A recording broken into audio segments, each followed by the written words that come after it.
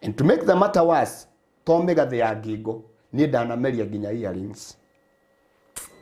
Na tuhuku turia twayo. Ngamimeria ugwe hana gathienda. Gakinjira ndukuga, gagicoka nau gagicomora giboko. Giarekera yu muno. Riu gacomora giboko gukire, gakinjigira giboko giki kimwe, gakinjigira giki kingi ngiuga mbu, ngiumira, ngithie ngikirania bara. Gagioka kanumirire ni ndegugura uguo ngona karahungura gatagate kandu gokite ihenya ni na nie ngiura ndathire nginya ngari yari hau ikihinga break tondu yari hakuhe kungutha itangire na thuraku no gikio itangire nduri nguo wacoka wamba waikio mai-ini ma fridge waikio mai-ini ma fridge ukarutwo hau ugaikio itangi-ini rina thuraku ni ndanyitire mugathi ucio riu wakire moko-ini no riu uria we yohereire ha tondu ndakiwohete kaundu uguo ri riu no akiona riu ndikinyitire mairu koguo ri riu ndaunyitire oro uguo ngigutha kanua ngiumeria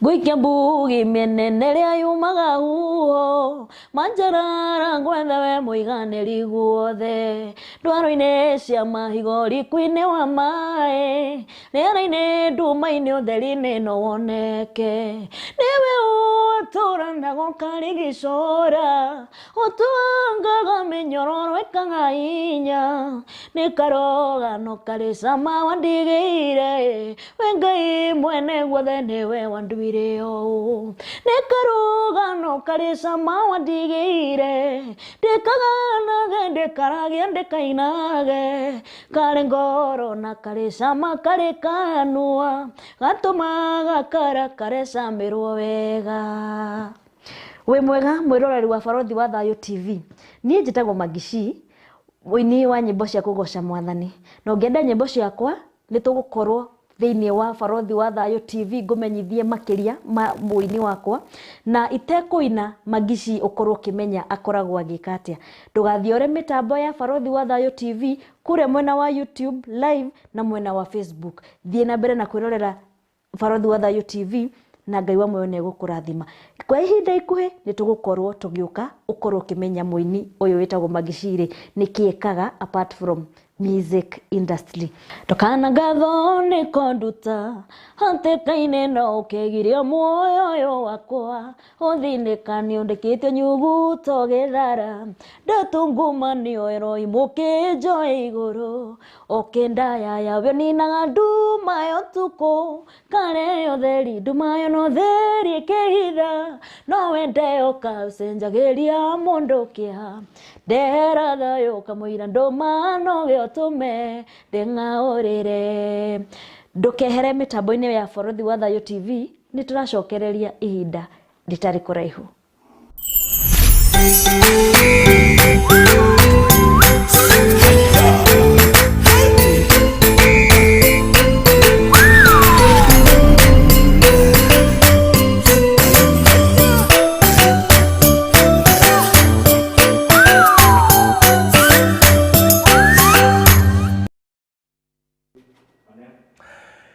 Wow.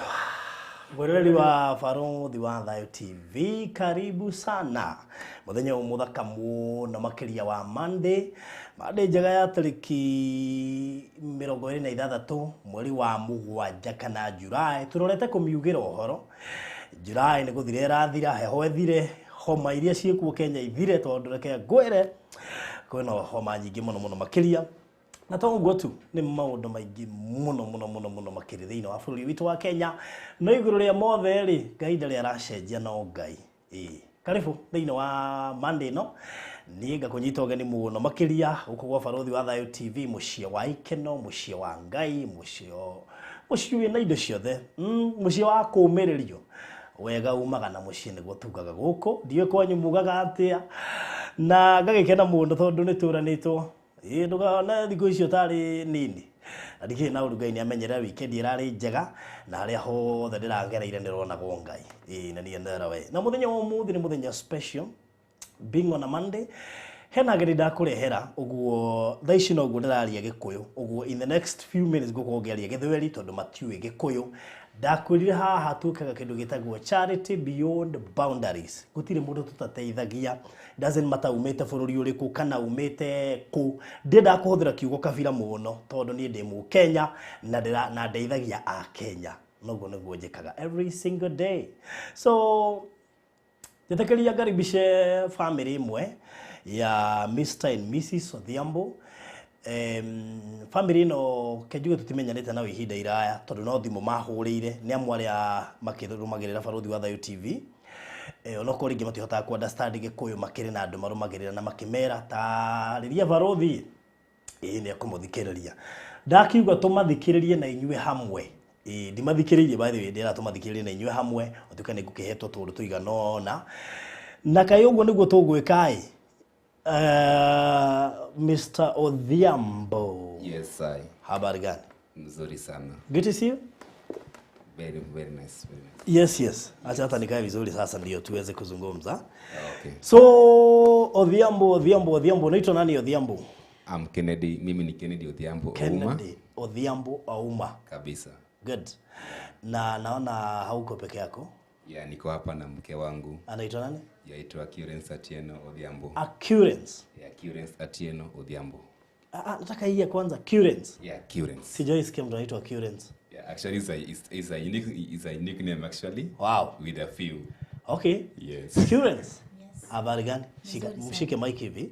Yes. Habari gani? Nzuri sana. Na alafu ka sauti kako adjust kidogo, sio? Yes. So, wewe ndo unaitwa Currence? Mimi ndo naitwa Currence. Kutoka wapi? Siaya. Siaya mahali kunaitwa Rongo ama wapi? Sehemu ya Ugunja. Ugunja. Yeah. Okay. Very good. Ugunja ni constituency. Yeah, Ugunja constituency. Na kakako kakijiji? Sidindi ward. Siringi? Yes. Well, okay. Yeah. Na wewe kwani ni wapi? Still Sidindi ward, but different villages. Mulitoka Siringi nyenye wote? Yes. Na mkakuja Nairobi kutafuta Siringi? Kabisa. Siringi kwa Kikuyu ni shilingi sasa. Yes, exactly. That's so nice. Thank you.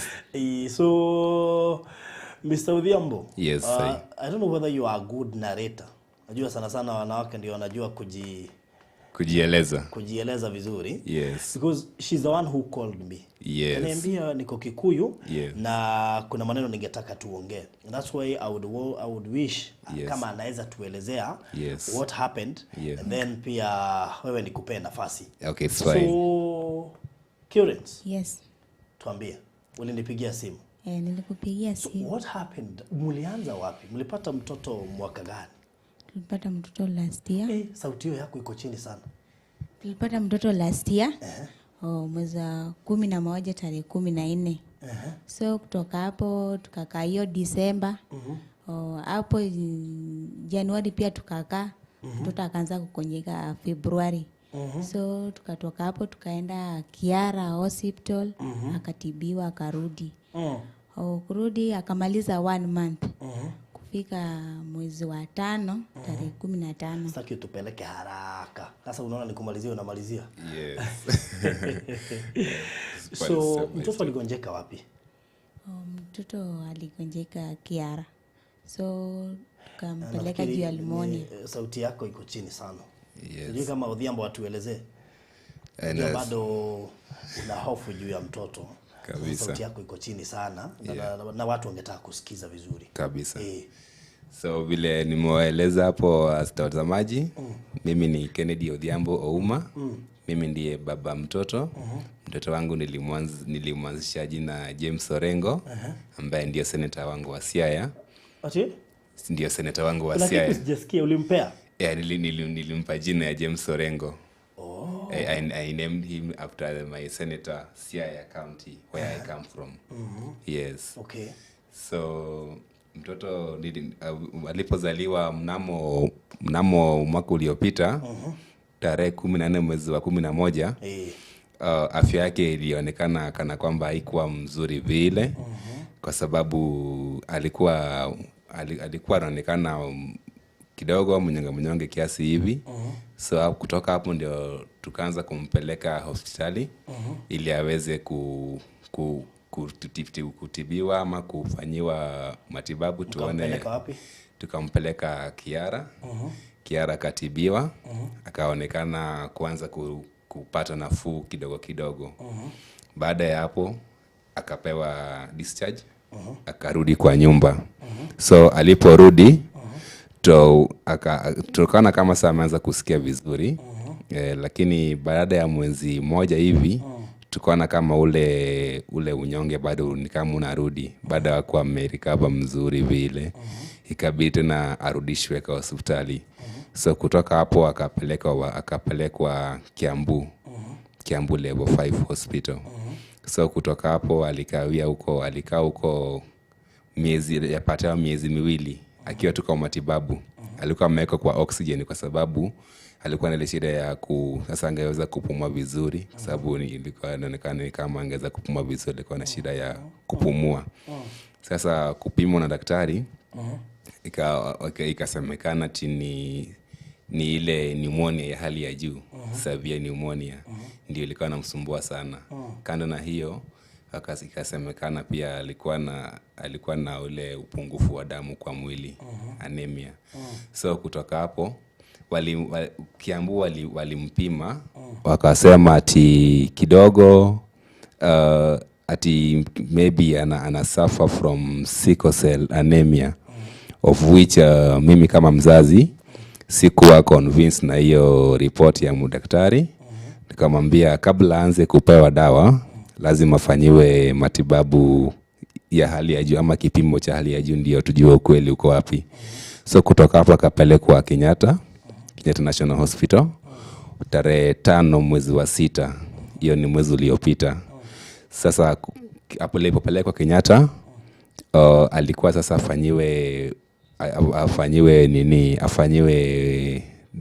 afanyiwe matibabu zaidi ili aangaliwe kama kweli alikuwa anaugua hiyo ugonjwa ama sio. Lakini baada ya wiki moja kabla apelekwe kwa theater for operation ndipo mtoto aliaga tarehe 14. Alipelekwa tarehe 5 Kenyatta, akafika tarehe 14 mtoto akaaga.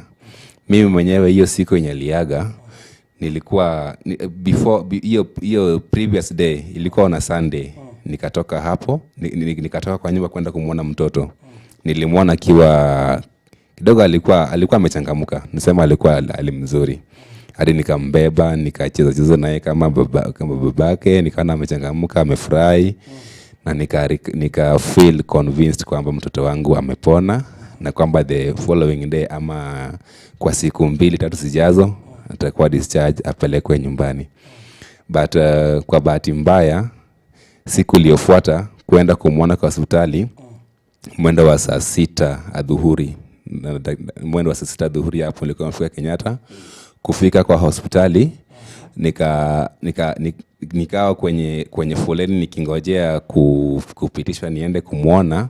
Kumpigia mamake simu, nasikia mamake akilia. Anamwambia Jemo amka. Sasa nikashindwa, Jemo amka tena imekuwa nini, na mtoto alikuwa mzuri jana.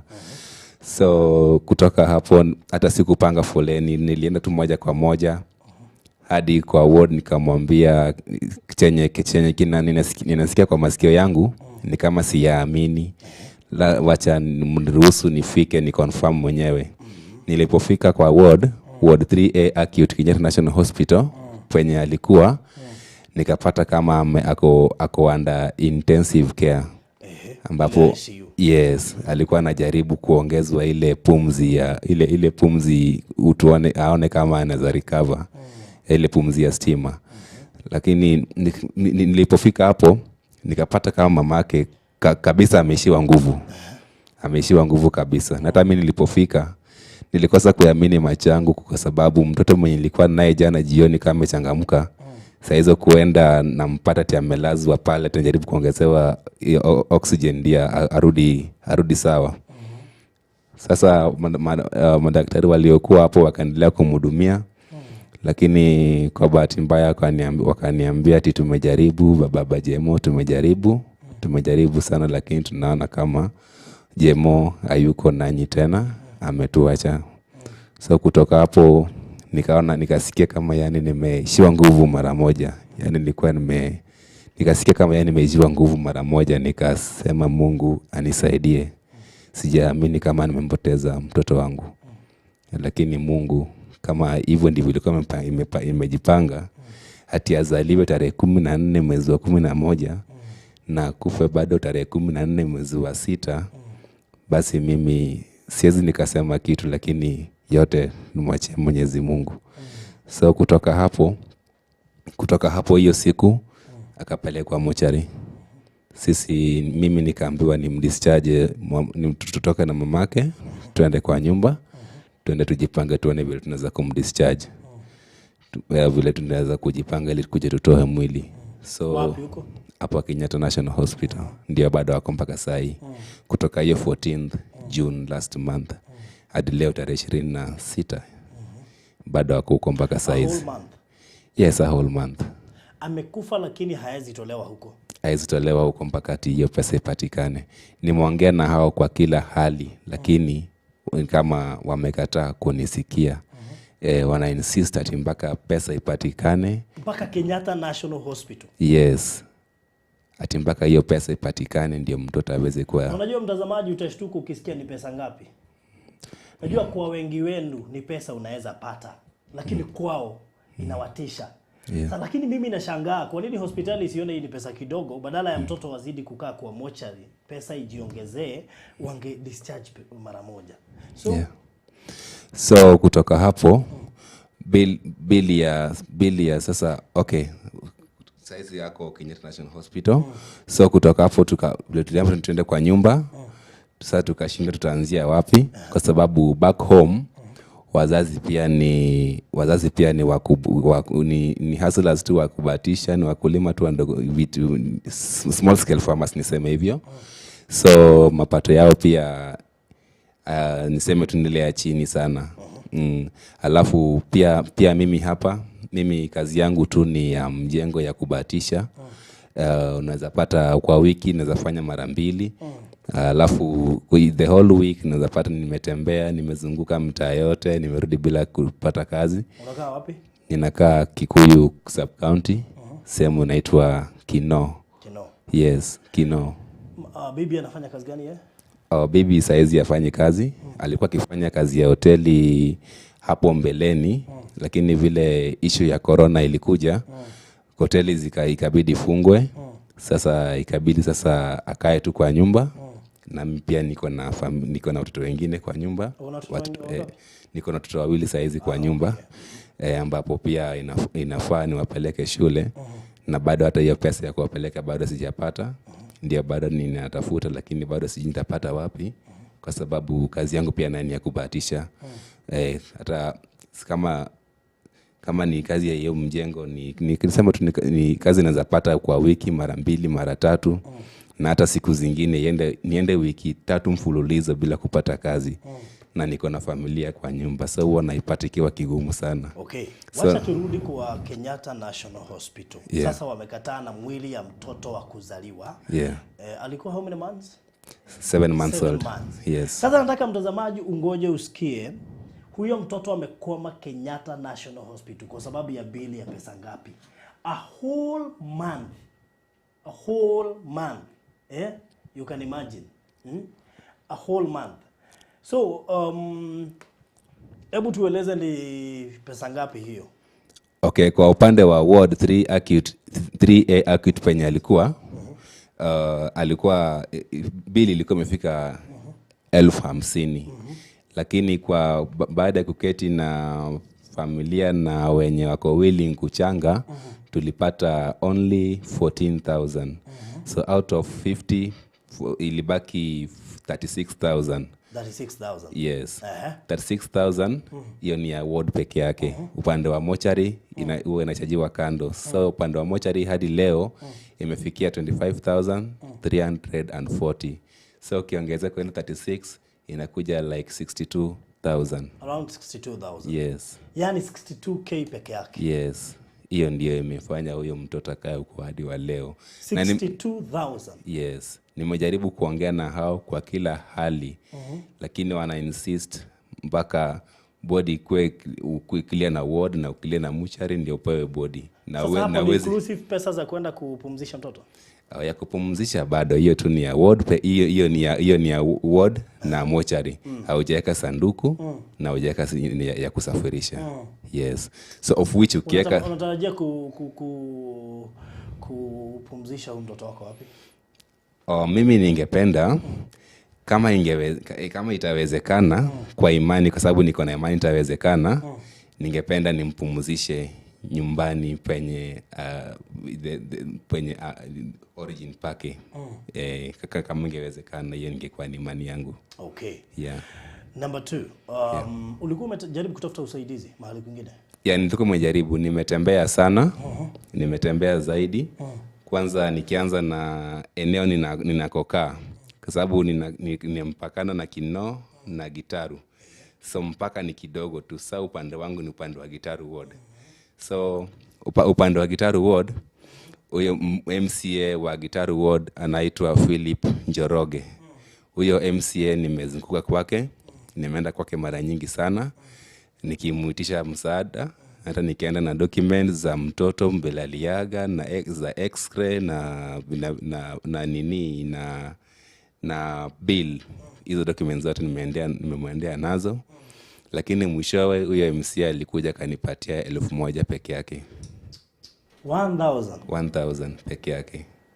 Okay. Alafu kutoka hapo lakini kabla nipatie 1,000, kabla nizunguke kwake ndio nipatie 1,000, aliniuliza kama mimi ni mpiga kura wa huku. Kwa sababu alikuwa ananiambia kama wewe si mpiga kura wa huku, iwezi kuwa rahisi kusaidiwa. Hati kwa sababu watu wanasaidiwa kulingana na hesabu wa watu wenye kwa ward yake. Na kwani mimi sasa nitakuuliza kama huko hata nimefika hapa nikashangaa. Haujaniuliza maswali kama haya, tumetoka wapi, nipe kura wapi, sijui ati wewe ni wa kabila gani. Vile nimefika hapa nimesikia kama nimechangamuka, kwa sababu umeniambia utafanya juhudi vile kusaidia bila kuangalia boundaries ati kabila gani, sijui kabila gani, unatoka wapi, sijui nini. Na nimefurahi sana kwa hiyo. Okay. Nimeenda hadi kwa senator. Hapa nimeenda hadi hapo Continental. Kwa ofisi ya mbunge wangu wa kule nyumbani. Kwa sababu nilikuwa nimeshaambiwa ati kama mimi si mpiga kura wa huku, siwezi pata usaidizi. So ikanibidi niende hadi Continental kwa ofisi ya mbunge wangu Honorable Opio Wandai, MP Ugunja. Nilienda hadi kwake. So kuenda kwake, huyo personal assistant wa Opio Wandai akanirefer kabisa. Akanirefer to yule wa nyumbani sasa. Yule PA wa nyumbani. Mwenye amesimamia area wa nyumbani. So yule mwenye amesimamia area wa nyumbani ndiye alinitumia 5,000. So 5,000 ndio nikaongeza na 9,000 yenye tulichanga kwa familia wenye kwa around Nairobi na friends. Ikafikia 14,000. Nikaenda nikalipa. Sasa hiyo 14,000 nilipa kule, then out of 50 ikabaki 36. So 36 plus 25 ya mochari saizi inakuja 62,000. Okay. Hiyo ndio pesa ndio nadaiwa huko, ndio mwili itoke. Okay. Yeah. Ikifika ni kusaidia, hatukuangi na boundaries. Uwezi kuja hapa nianze kuambia kwani ni Ugunja mimi sikujui. Yes. Ama naanza kukuuliza majina yako. Unajua kuna vile mtu anaweza kuuliza majina yako, akikuonyesha wewe si wao kabisa, ama wewe si kabila lao. So when it comes to help, hakuna mtu haezi kufisha mtoto kabisa. Juzi tulikuwa na such story ya my friend wa huko kunaitwa Banana, na tukamsaidia. Okay. Because sasa I can imagine mtoto amekaa 1 month alikufa, lakini kuzikwa haezi zikwa kwa sababu ya bill ya 62,000. You can imagine, na inazidi kuongezeka day by day kwa sababu anakaa mochari. Yani surely hata hospitali hata kunanga huruma when hakuna ofisi ya social worker. Anyway, ni sawa tu, haina shida. Nafikiri these politicians wako na haja na sisi next year 2022. Saa hizi hawezi shughulika na wewe. Ukisikia mtu ashaanza kuambia kura yako ni ya wapi? I mean, niko na shida. Wacha na kura yangu kwanza nisaidie. Kabisa. So Nafikiri it has been a hard time for you. Actually. Pesa haipatikani, umeachwa na mtoto, bado uko na huzuni. Yes. Na that's why kutaka mama aongee sana, sababu atakuwa emotional. Sababu unajua mtoto sana sana kwanza huwa wana bond na mama. So wakati huyo mtoto ameenda, mama anabaki kujiuliza why God. Exactly. So unajua, lakini ningetaka tu utaje kitu kimoja tu. Labda unahisije mtoto ndio huyo amekufa, nataka atumie tu the same mic. Mtoto amekufa, pesa ndio hizo zimekosekana, ako hospitali, yani mtoto bado ni kama ako uhai kwa sababu alikufa lakini bado haujamzika. How do you feel? Kwa sahi bado hakuna kitu nasikia juu bado sijampumzisha huko mahali ya nakaa. So siwezi fikiria kitu straight juu hata ukikaa useme wacha nikae juu mafikiri yako yote yamebaki huko. Hata ukisema wacha nitafute kibarua, hiyo kibarua utaenda hata maybe upite kwa barabara uone gari kikupigia horn na bado umesimama. So kitu yenye mimi ningependa sana kama kunawezekana nisaidiwe ndio nimweke mahali pale anaweza pumzika, hata mimi niendelee. Kama naweza tafuta kibarua na nijue yule alishaenda na nikamweka mahali pazuri, si mahali pale anakaa. Sasa ni mwezi, hata ukifikiria chochote na wale pia wao niko naye wanasema mama, huyo mkubwa anasema mama nataka kwenda shule. So hakuna kitu naweza fikiria. Hata ukienda kwa nyumba unasema kai nimeacha mtoto mochari, hata ukisema wacha niende nimuone utamuona na bado hatarudishwa huko ndani. Hata mimi mwenyewe tumejaribu kwenda kuongea nao na wamekataa, wamesema tutafute hiyo pesa tuchukue mwili. So nikamwambia kama mnaweza nisaidie na anything yoyote nisaidie tu, alafu baadaye tutakuja kulipa. Kaniambia mama weenda tafuta pesa kujuchukue mwili. So hata ukirudi uko na huzuni, hata ukisema wacha nitafute na huku huwezi pata hiyo pesa. So that's why nilikutana na rafiki yangu kaniambia naenda kibarua. Kaniambia twende huku alafu ndio turudi kidogo. So wakati tulienda kwa huyo mama akatupatia kibarua, nikamuelezea niko na shida na mtoto wangu ako mochari, kama unaweza nisaidia unisaidie. Kaniambia saa hii kwa saa hii sijui nitakusaidia aje. Ndio akanipa namba yako. Kaniambia huyo Falodhi ni mzuri sana. Ni mzuri, anasaidia watu wengi. So we mpigie. So nikakupigia, ukasema uko kwa student, nikasema ni sawa. Yote Mungu akipanga itatendeka. So alikuwa ananipush akiniambia kitu inaweza kukusaidia, mpigie tu simu, umtumie message, umwambie tafadhali juu mtoto hawezi maliza juu anaelekea 2 months uko mochari. So akaniambia wewe mjaribu tu kumpigia atashika simu, ni mzuri. Nikajaribu siku moja akashika simu, kaniambia wacha uone kitu utafanya. So the next step tena nikapiga, kaniambia nikuje Monday. So nimekuja kwako na watu wale wananisikia, unisaidie nipumzishe ule mtoto aende kae mali anafaa kukaa, awache kukaa huko juu akikaa huko bado anaendelea kuhesabu zile pesa zinaongezeka day bado by day. Huzuni haiishi. Bado huzuni haiishi. Okay. So chukua hiyo microphone, tupatie namba yako. Ikiwa kuna mtu amesikiza hii familia na angetaka kuwabariki ndio waende wakapumzishe mtoto. Hakuna mtu hawezi patwa na jangwa kama hili. Nafikiri each one of us anaweza jipata mahali kama hapo kwa sababu kila mtu ako na mtoto. Na inafika wakati hauna hata dururu. Yaani umepatwa na situation kama yao, alafu umefika mahali hauna pesa. Shule ndizo hizo, watoto lazima warudi shule wengine. Wakona watoto wawili. Huyo mwingine ndio ameaga. Hata kumtoa mochari na ashakufa ni ngumu. Kwa sababu ya deni ya pesa ngapi? 62k. Imagine. 62k. Seriously? I think we can get that 62k. Hiyo ni pesa inaweza tolewa hata na watu wawili, hata mtu mmoja ama watu 4. It is possible. Waende wapumzishe mtoto. Walikuja sababu wanajua nyinyi mnawasaidianga. Walikuja sababu walijua hapa wanaweza saidika. Walikuja sababu watu wanajua wakikuja hapa watasaidika. have boundaries, tutawasaidia kwa sababu Mungu ametosha. Tutawapea hiyo 1000 kama yenye MCA aliwapea. At least tunaweza pata hata hiyo 62,000. Tukipata hata zaidi the better, ndio wapeleke watoto shule na haswa pia wapumzisha mwili kwa sababu hapo hakuna cost ya kuenda sasa huko Siaya kupumzisha mtoto. So nataka tuwapee pole zetu ndio wakapumzisha mtoto wao. So nipatie namba. Nambari yangu ni 07 000 56 172. Ndio. That is 0700 056 172. Yeah. Itatoa nani? Kennedy Ouma. Kennedy Ouma. Yeah.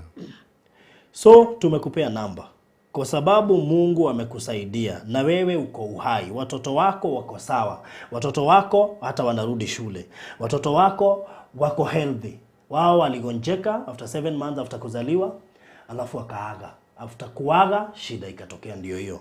So ningetaka ikiwa uko hapo na uko na 500 yako, 1000 yako, 2000 yako, 5000, hata kama ni 10000, funga tu macho uambie Mungu, kwa sababu ningetaka kuzuia vifo katika familia yetu. Natoa hizi 5k ama hata hii 1000 ikiwa mbegu ndio kusiwahi patikana kifo katika familia, ili ni support hawa wakapumzishe mtoto wao, which is very much possible. I know you people you can.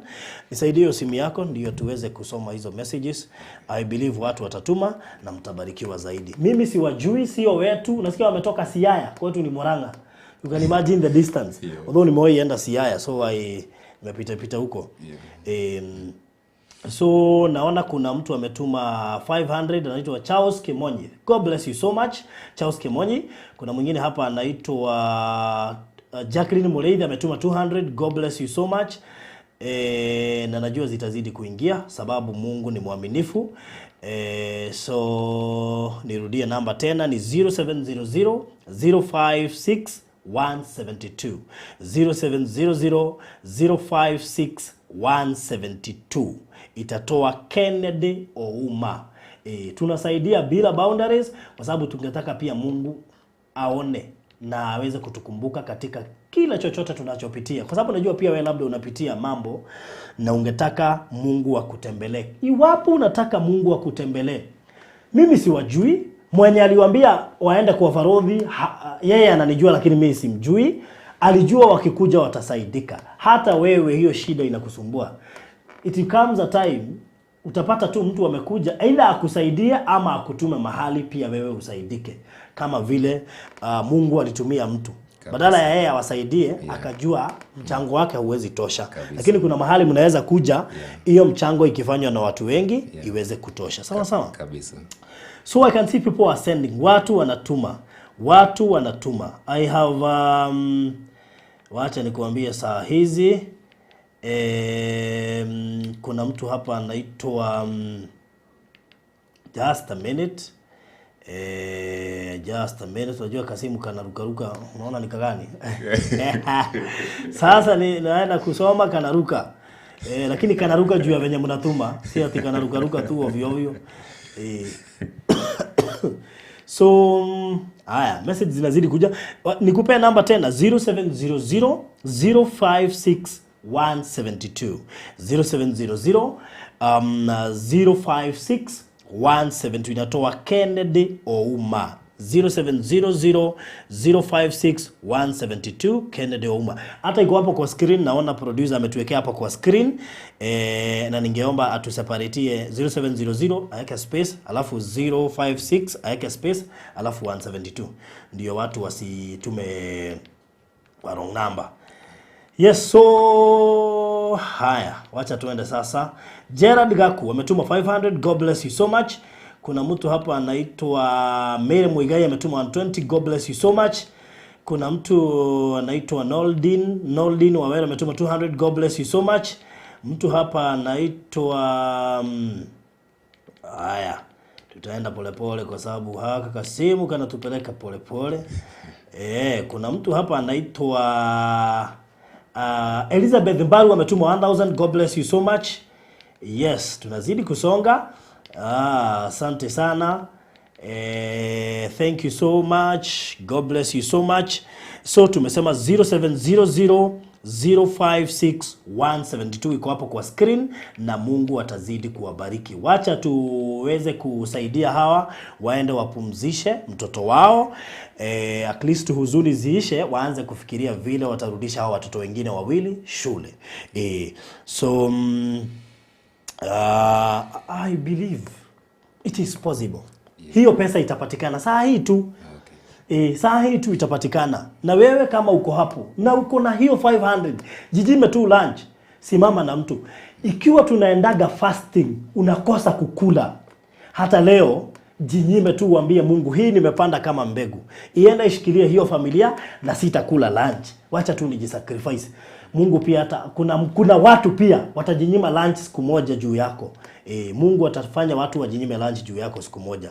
Esther Chega 500, God bless you so much. We have Jacqueline Mwangi 400, God bless you so much. We have 100 from Margaret Omusono, God bless you so much. Asante sana. Na Mungu azidi kuonekania nyinyi mnaotuma. 200 from Esther Wanjiro, God bless you so much. We got Elizabeth Mbaru, okay, nimesema 1000, God bless you so much. Nani mwingine hapa? Kuna mwingine hapa anaitwa Naomi Geshohi 1000, God bless you so much. Tunazidi kusonga, kusonga. Within few minutes nitawaambia tutakuwa tumefika wapi. But I believe we can do better than this. Sending mine now, Pastor Leila Shiko, God bless you so much. Asanteni pia nyinyi, mbarikiwe. Mimi nawasaidia na siwajui, hata wewe wasaidie hata kama huwajui. Wasaidie tu na Mungu atakubariki. It is always good, by the way, kupea watu haujui, sababu baraka zinatoka hapo. Unajua kitambo nilikuwa nafikiria ati nikisaidia watu wetu ndio maana ndio nabarikiwa. Oi, saidia watu wenye haujui ndio Mungu aone hiyo kitu inatoka kwa roho. Sawa sawa. Wacha tuone nani mwingine hapa ameongeza. Nimeona Jane Mwangi ametuma 500, God bless you so much. Mwingine hapa zinaingia kuingia. Mwingine hapa anaitwa Betty Doro the Kari akiwa ametuma through FI World Remit, ametuma 3000, God bless you so much. Asante sana. At least hawa watu unaanza kuwapea smile. Oh yeah. 500 from Rachel Wanjiko, God bless you so much. Kuna mtu hapa anaitwa nani? Kuna 1400 from Hutchinson Freshi, my good friend. Asante sana. 200 from Mase Mukunya, God bless you so much. Na wale wote wanazidi kutuma, Mungu azidi kuwabariki. Thank you so much. Mzidi kubarikiwa wanaotuma. And I appreciate all of you. Wale wote mnatuma na njia tofauti, may God bless you so much. Mungu aonekanie na msiwahi kosa. Because I know God will be with you always. Jane Kiheka nimeona 100, God bless you so much. Na nani mwingine hapa? Kuna mtu anaitwa Doles wa Home ametuma 200, God bless you so much. Asante sana. Sasa tuko na 11k. Dakika hizo tu tumeingia hapo, we have 11k. We can do better. We want 62k. So I know we can do better. Na sababu najua Mungu amekusaidia na Mungu amekubariki, niongezeka kitu hapo. We can do better. Hii 62k si pesa ya kukaa hapa wana, ni pesa ya kutuma with 10 minutes inakuwa imeisha. So ikiwa uko hapo na ungetaka kushikilia hii familia yenye hatuwajui, mimi siwajui, wewe huwajui, lakini unaona ni vizuri tuwasaidie. So hii namba iko hapa. Wacha nikupatie namba. Namba ni 0700. Namba ni 07000700056172. Iko hapa kwa screen. So you can check the number on the screen. 0700056172. Hii familia iko na machonzi kwa sababu kwa wewe umekuja saa hizi. Mtoto wao aligonjeka na kisha akaaga dunia after kuenda hospitali kadhaa. After kuaga amekaa a whole month kwa hospitali. Si kwa hospitali, kwa mochari. Wamekosa 62k kulipia mtoto hiyo fee ya mochari na ward. ili aweze kudischargewa waende wakapumzishe mtoto. Sasa ikiwa uko hapo na ungetaka kushikilia hii familia waende wakapumzishe mtoto wao, we are appealing uweze kuwasaidia. Hiyo sio pesa mingi kwa wengi wetu. Kuna watu hata wanaweza tuma hiyo pesa yote wakiwa peke yao. But because ningetaka kila mtu wapokee blessings.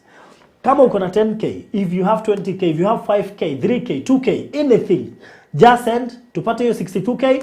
Hata tukipata ikuwe zaidi, watapata ya kutransport mwili kutoka Nairobi hadi Ushago wakamzike. Jane Muhoro, thank you so much for sending us 450. God bless you so much. Pia wewe umetushikilia, umetuma kwa simu yangu, nitawaforwardia. So God bless you so much Jane Muhoro, na Mungu azidi kukubariki. Mtu mwingine yako hapa anaitwa Tracy Mwaura, ametuma 100. God bless you so much Tracy. Asante sana. Josephine Getuku, God bless you so much, umetuma 5244. God bless you so much. Jennifer Moremi 150. God bless you so much. Kuna mtu hapa anaitwa Derrickson Aluvila, ametuma 100 bob. God bless you so much. Karanja Recho ameongezea 300. God bless you so much. Na tunazidi kusonga sasa, tuko 17k. We are at 17k and 764. We are almost 20k. Unaona hiyo 5k yako, hiyo 1k yako, hiyo 500 inaweza tufikisha 30 saa hizi, 30k. Tuweze kupumzisha mtoto. So nani mwingine? 3000 from Anbat. God bless you so much Anbat. Mungu azidi kukubariki. Mungu azidi kukuonekania, na hao wote wanazidi kutuma. I know there are also people who are sending from my other different numbers. I want to check ndio ni make sure. Mtu anaitwa Penina Mpora Benjamin. I know hiyo pesa umetuma ni ya huku, ni ya hapa. I'm very pretty sure. Kwa sababu wewe najua lazima ungetuma. I know.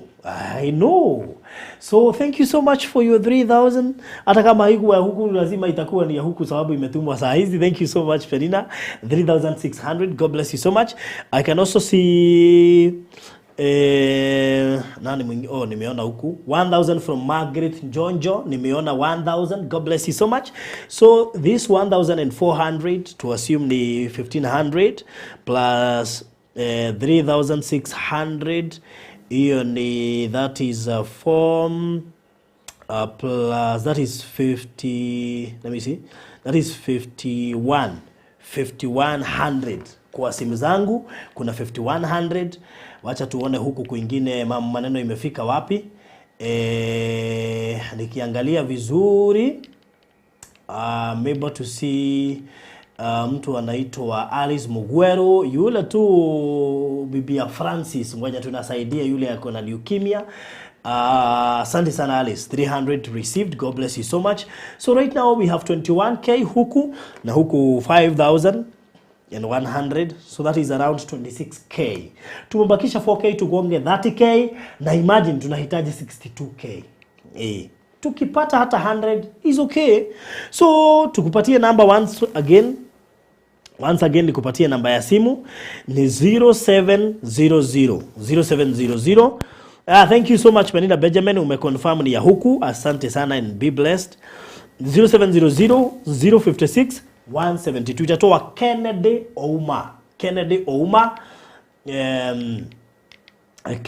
Ouma. So mwingine hapa ametuma anaitwa Julie Kijogi 100. God bless you so much. Kuna mtu hapa anaitwa Edna Ngoge 100. God bless you so much.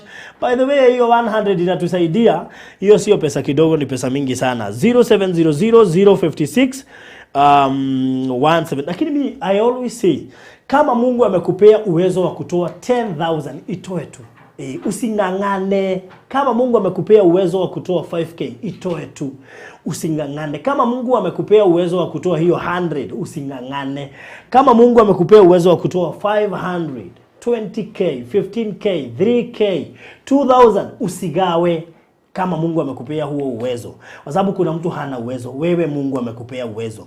Wewe hata si kusacrifice lunch, wewe bado utatoa na bado utakula lunch, sababu Mungu amekuwezesha.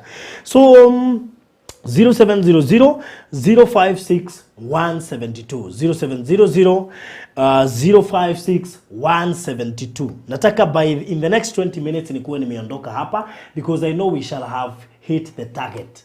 So kama uko hapa na ungetaka kusimama na hii familia waende wakapumzishe mtoto wao ambaye amekuwa kwa mochari for a whole month wakitafuta 62k, I still believe it is possible.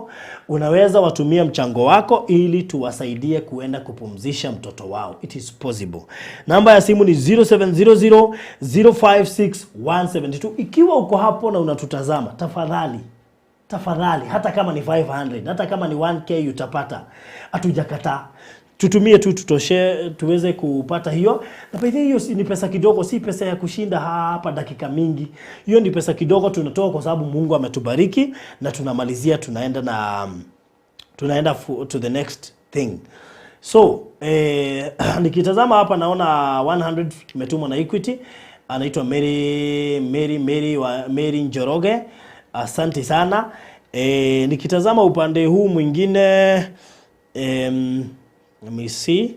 Jane Mhoro yako nilikuwa nimetaja. God bless you so much. Ikiwa una uwezo wa kutuma 200, 100, 500, 1000, we are almost hitting the target.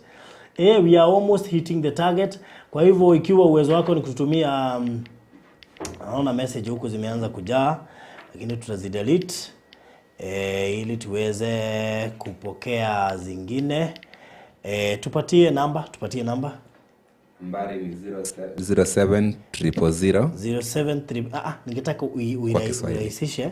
Uirahisishe usihitaje sema 000 mtu atachukua muda kufika. Sema 0700 0700 056 172. Tena 0700 056 172.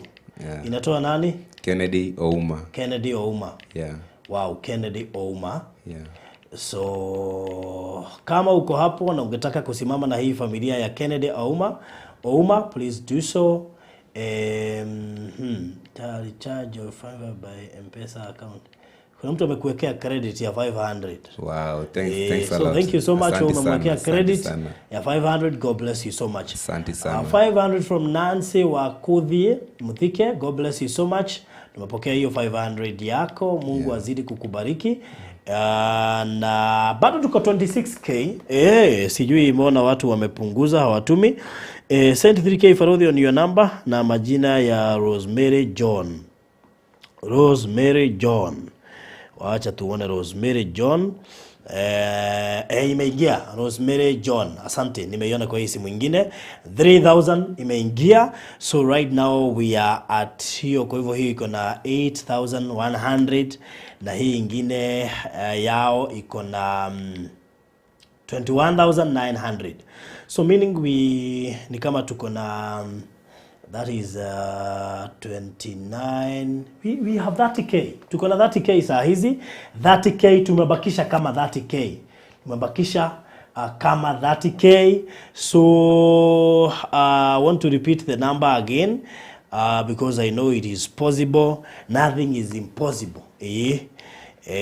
Tupatie namba tena my friend. Nambari yangu ni 0700 056 172. Once again 0700 056 172. Yeah. So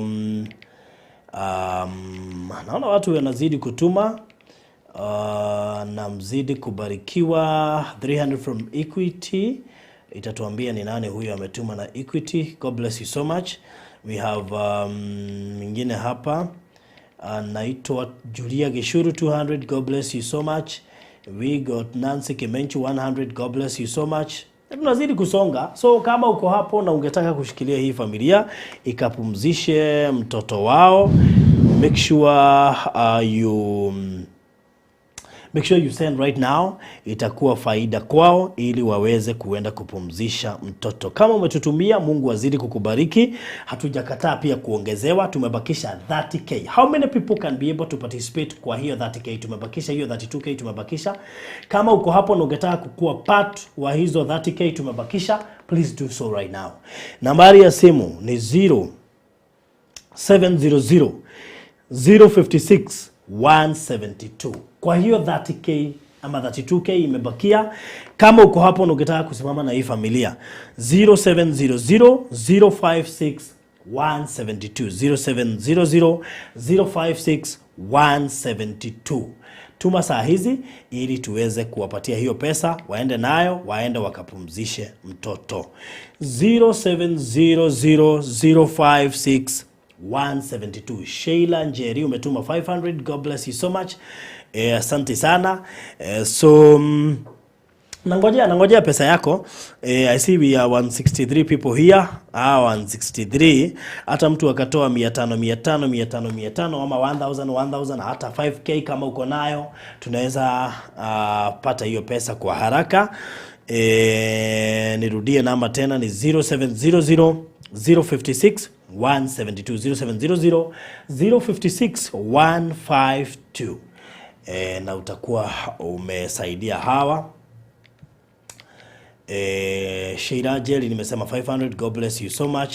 0700 056 172, 0700 056 172. Nimetuma kwa hiyo namba yake. Thank you so much Jennifer Ruku. I hope hiyo ndio jina nimesoma hapa. Thank you so much Jennifer, Mungu azidi kukubariki. Nani mwingine angetaka kushikilia hii familia? Hatujabakisha pesa mingi, tumebakisha tu 32k ili tuweze kufunga. So ikiwa uko hapa na umebarikiwa na ungetaka hii bill tuimalize haraka, na Mungu amekupea hata hiyo 10k, hata 20k, hata hiyo 30k unaweza toa peke yako. Jitolee tu tumalize hiyo story. Ikiwa uko hapo na hata ungetaka kutoa hiyo balance ukiwa peke yako, ama ungetaka kutoa hiyo nusu ya balance, ushikilie watu wenye haujui na hata ujai wasikia umewasikia leo. Fanya hivyo wakati huu na Mungu atakubariki. There are blessings. Kuna zile baraka zimekupata tu pap na ungetaka kutap. Wakati ni huu. Hawa watu si wajui, wewe huwajui, lakini tungetaka kuwasaidia. Kwa sababu mtu mwenye anahitaji baraka haangaliangi anasaidia nani. Anaangalianga mtu mwenye anataka kusaidiwa ama mtu mwenye ako na haja ya kusaidiwa. So ikiwa uko hapo na ungetaka kutap blessings, blessings za watu haujui, do that right away. So nambari ya simu rudia. Nambari ya simu ni 0700 056 172.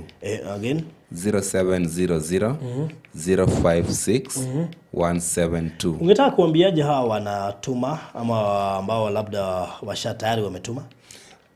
Nimeshukuru sana. Nimeshukuru sana kwa kujinyima na kuona kwamba ni vizuri unipatie support yako. Mwenyezi Mungu azidi kuwabariki sana.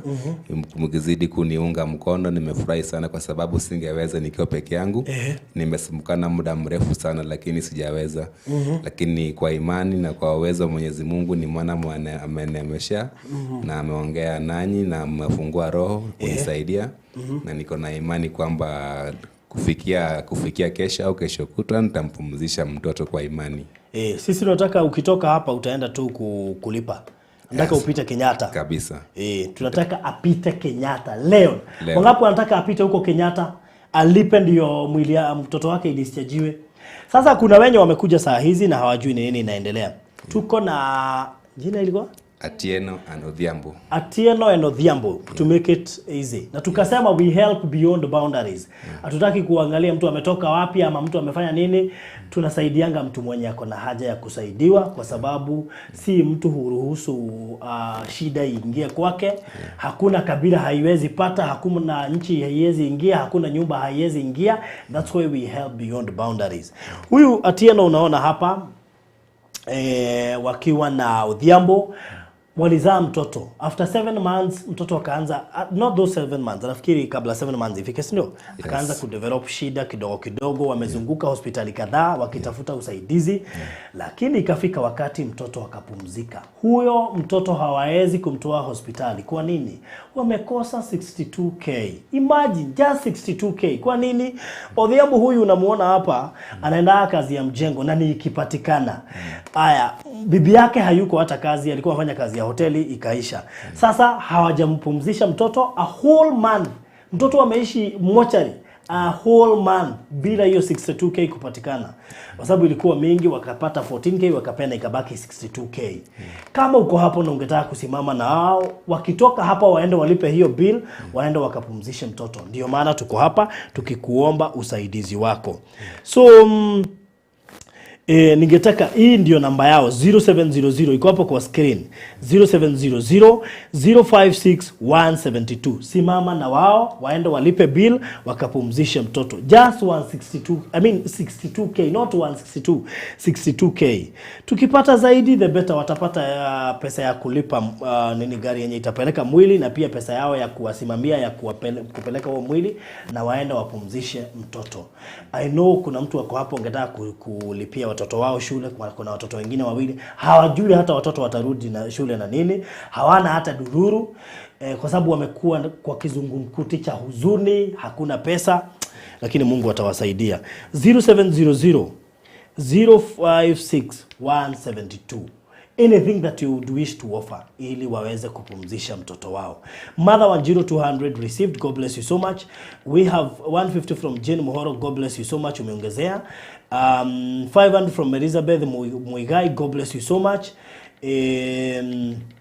I know hata kama ulikuwa umetoa na unaweza ongezea, please do so ili tuweze kumalizia hii safari. Najua hata kwa mwenye amekuja saa hizi at least ameelewa kwa nini tuko hapa na kwa nini tunasaidia, because I know you would wish to help. Najaribu kupunguza messages sababu watu tusimu tunasemanga tumejaa, ndio messages ziweze kuingia. Naona kuna 100 from Beth Nzioko, God bless you so much. So kama uko hapo na ungetaka kushikilia hii familia kama wengine wenye wamefanya, akina Penina Mpora Benjamin, akina Fresha Hutchinson, akina wengine wote wenye wametuma, mimi sijui Odhiambo na Atieno sio wetu, lakini ninataka tuwasaidie. So ikiwa uko hapo na ungetaka kusimama na hii familia wakapumzisha mtoto wao, tafadhali popote unaweza tuma. Hata ukituma kwa namba yangu, zote ziko hapa, tutazipiga hesabu na wazibebe zote ili waweze kuenda kupumzisha mtoto. Nikwambie tumebakisha pesa ngapi ndio tuweze kumalizia. Hii iko na 24k, hii ingine iko na 8100. So meaning we have around hiyo ni 32k. Si 32k? So tumebakisha 30k. Tumebakisha 30k tumalize. So kama uko hapo na 5000 yako umekuwa manayo na ni yetu, tafadhali tutumie. Kama uko hapo na 10k na you are convinced lazima uitume, tafadhali itume tuweze kusimama na hii familia. Thank you so much Susan Moirole, 200 received. God bless you so much. Na usikatae kusaidia kwa sababu hauwajui, usikatae kuwasaidia kwa sababu si wa kabila lako. We help beyond boundaries. Geoffrey Ochieng alikuwa hapa na tulimsaidia na akafurahia. Na najua kuna ile kesi yake, very soon tutakuwa na yeye hapa ili tuambie watu venye kulienda na tumefikisha wapi kuchunguza ile kesi. So mzidi kubarikiwa. So kama uko hapo na ungetaka hata kututumia hiyo 500, ujinyime ka lunch kako, usacrifice ama ugawanisha lunch yako, utupatie hiyo 500, bado tutashukuru. Tumebakisha 30k. Kumbuka hiyo ni pesa inaweza tolewa na mtu mmoja ama watu wawili ama watu wanne ama hata watu 10, ina depend. Kama uko hapo na ungetaka kujitolea hata hiyo 30k ukiwa peke yako, funga tu macho, sema Mungu natoa hii kama dhabihu ili kwa familia yangu kusiwahi ingia kifo. By the way, that's how things are done nowadays. We do by speaking. Unatoa na unaongelesha, unaiambia wewe nimekupeana ukasaidie na kifo, na wewe usiwahi ona mlango wa kwangu. Utazidi kuishi. So it is not in vain kusaidia. So thank you so much, Margaret Kariuki, 100 received. God bless you so much. So Shiko, thank you. Karibu. Na najua pia utaweza kutuma, maana najua ushasikiza kwa nini tuko hapa. Mimi nimeshika simu yake na ngojea pesa tafadhali. Because I know it is possible. Kuweza hata kama hatuwajui, wacha tuwasaidie with chochote tuko nacho. Siku na watu wametuma hata 5k, wengine 3k, wengine 2k na hawajui. So hata wewe kwa sababu hauwajui, usiseme hautatuma. Can see we are 200 people. Hata tukajitolea, hata kama umetoa utoe another 500. Hawa 200 people kila mtu atoe 500. Najua we can make. Najua if kila mtu atapeana 500 kwa hawa 200, kwa hawa 200, imagine hata inakuja zaidi, inakuja 100k, you can imagine. So na mtu akatoa 100, yeyote mwenye ako hapa atoe 100, inakuja 50k. Si mtu atoe hata kama ni 200 ama 500, yeyote yako hapa, hata kama ulikuwa umetoa, tuongezee to just 500. Kama uko hapa tuongezee just 500, hata kama ulikuwa umetoa hiyo 500 itatusaidia. So if you're here na hata kama ulikuwa umepeana just 500, kwa watu wenye wamebaki hapa wanatutazama, namba iko kwa screen 0700 056 172 0700 056 Kama tulikuwa tunahitaji 32k tayari tuko nayo, lakini sababu tunahitaji 62k, hiyo 30k tutumie tafadhali. So nangoje pesa ingie. Wape namba tena. Nambari yangu ya simu ni 0700 once again 0700 056 172. Nafikiri wangetaka kizungu, Kiswahili tena ni kigumu. Okay. Nambari yangu ni 0700 056 172. Once again 0700 056 172. Yeah. All right, 0700 056 172. Kennedy Ouma. Yeah. So thank you so much kwa wenye wanazidi kutuma. God bless you so much. Mungu awabariki. Okay. So haya, tuzidi kutuma 0700 056 172. Hata kama utatutumia 200 tunaingojea. We are 195 people, kila mtu akitoa 200 tutakuwa tumetosheka. Na ikitosha sitakaa hapa, tutatoka tu. So kuna mtu anaitwa nani? Anaitwa Josephine Getuko, ameongezea 2000. God bless you so much Josephine, asante sana, ubarikiwe. Nani mwingine? Thank you. Mwingine hapa anaitwa Lydia Ngecho, ameongezea 500. God bless you so much. Kuna watu wameitika mwito wa kutuma 500 na 200 na 300. Noldin Wawero ameongezea, asante sana. Thank you so much. Unajua nimewaambia muongezea hata kama ulikuwa umetuma, na naona mmeanza kuongezea.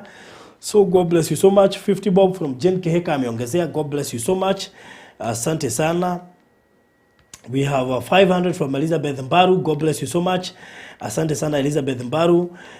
We have Jude Kahuto 100. God bless you so much. Asante sana. We have okay. Haya, tumesonga kusonga. Wenye wameitika mwito wa kuongezea, tafadhali niongezeeni. Hiyo 500 na 200 na 300 ndio nahitaji. Ukisikia utatoa zaidi ya hapo, Mungu atazidi kukubariki kwa sababu labda uwezo wako uko zaidi ya hapo. And God will bless you so much. Nazidi kungoja. Namba iko hapo kwa screen, usitatizike. 0700 056 172 0700 056 172. Yes. So naona nani mwingine hapa? Faith Mudhoni 150. God bless you so much. Kuna 100 from Cyprian Mose. God bless you so much. Na tunasonga. Simu yake iko karibu 30k, huku kwingine tuko na 8k. So unaona tuko sawa. Tumebakisha Pesa kidogo tu sana. Mbakisha pesa kidogo sana.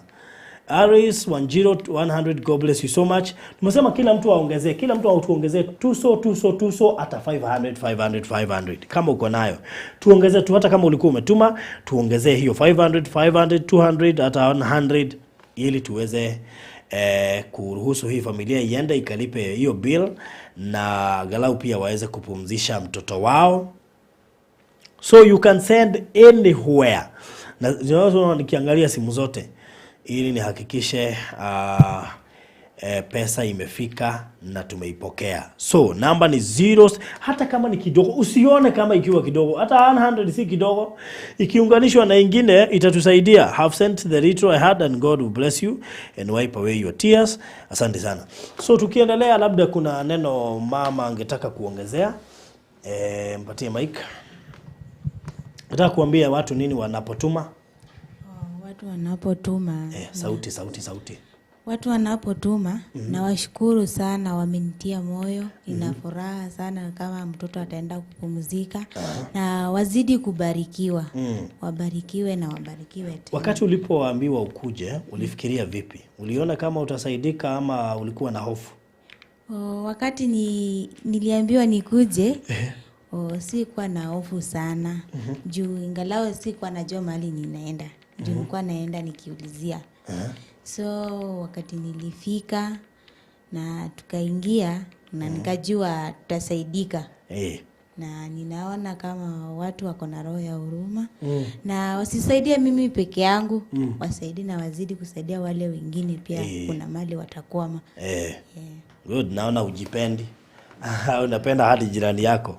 Naambia wasikusaidie peke yako, wasaidie hadi jirani.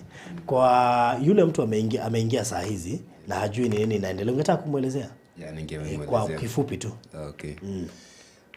Mpenzi mtazamaji, popote unapotazamia, mimi ni Kennedy Odhiambo Ouma, niko hapa na mke wangu anaitwa ATIENO Odhiambo. Sisi ndiye wazazi wa mtoto marehemu aliyetuacha mnamo tarehe 14 mwezi uliopita. Mtoto saizi ako Kenyatta National Hospital, ako kwa mochari, amekaa huko kwa mwezi moja yapatana na wiki 2 juu. Sasa ni kama wiki 6 akiwa kwa mochari, na sababu ya kukaa kwa mochari ni kushindwa ni sisi kutokuwa na ule uwezo wa kupata 62,000 inayotakikana ili mwili wake uweze kutolewa na kupelekwa mpumzikoni panapofaa. Sasa hiyo ndio maana tuko hapa kuitisha msaada wenu, angalau mtuweze kutunga mkono tuweze kumpumzisha mtoto aliyetuacha kwa bahati mbaya wakati hatukuwa tumetarajia, lakini Mungu pengine alikuwa amepanga ikiwa hivyo. Mkiendelea kutuunga mkono, mimi nafurahia sana kwa nyote mnaniunga mkono, nafurahia sana, nafurahia support yenu, na mzidi kuendelea tu hivyo. Nimeona mko na moyo mkunjufu, moyo wa kusaidia, moyo wa huruma. Nashukuru sana na nimefurahi sana, na wazidi tu muendelee tu hivyo kuniunga mkono ili niweze kumpumzisha mtoto pali pema. Asante. Haya, patie namba. Nambari yangu ni 0700 056 172. Once again 0700 056 172. Na confirmation itakuja, jina itakuja kama Kennedy Ouma. Kennedy Ouma. Yeah. Wow, very good. Yeah. So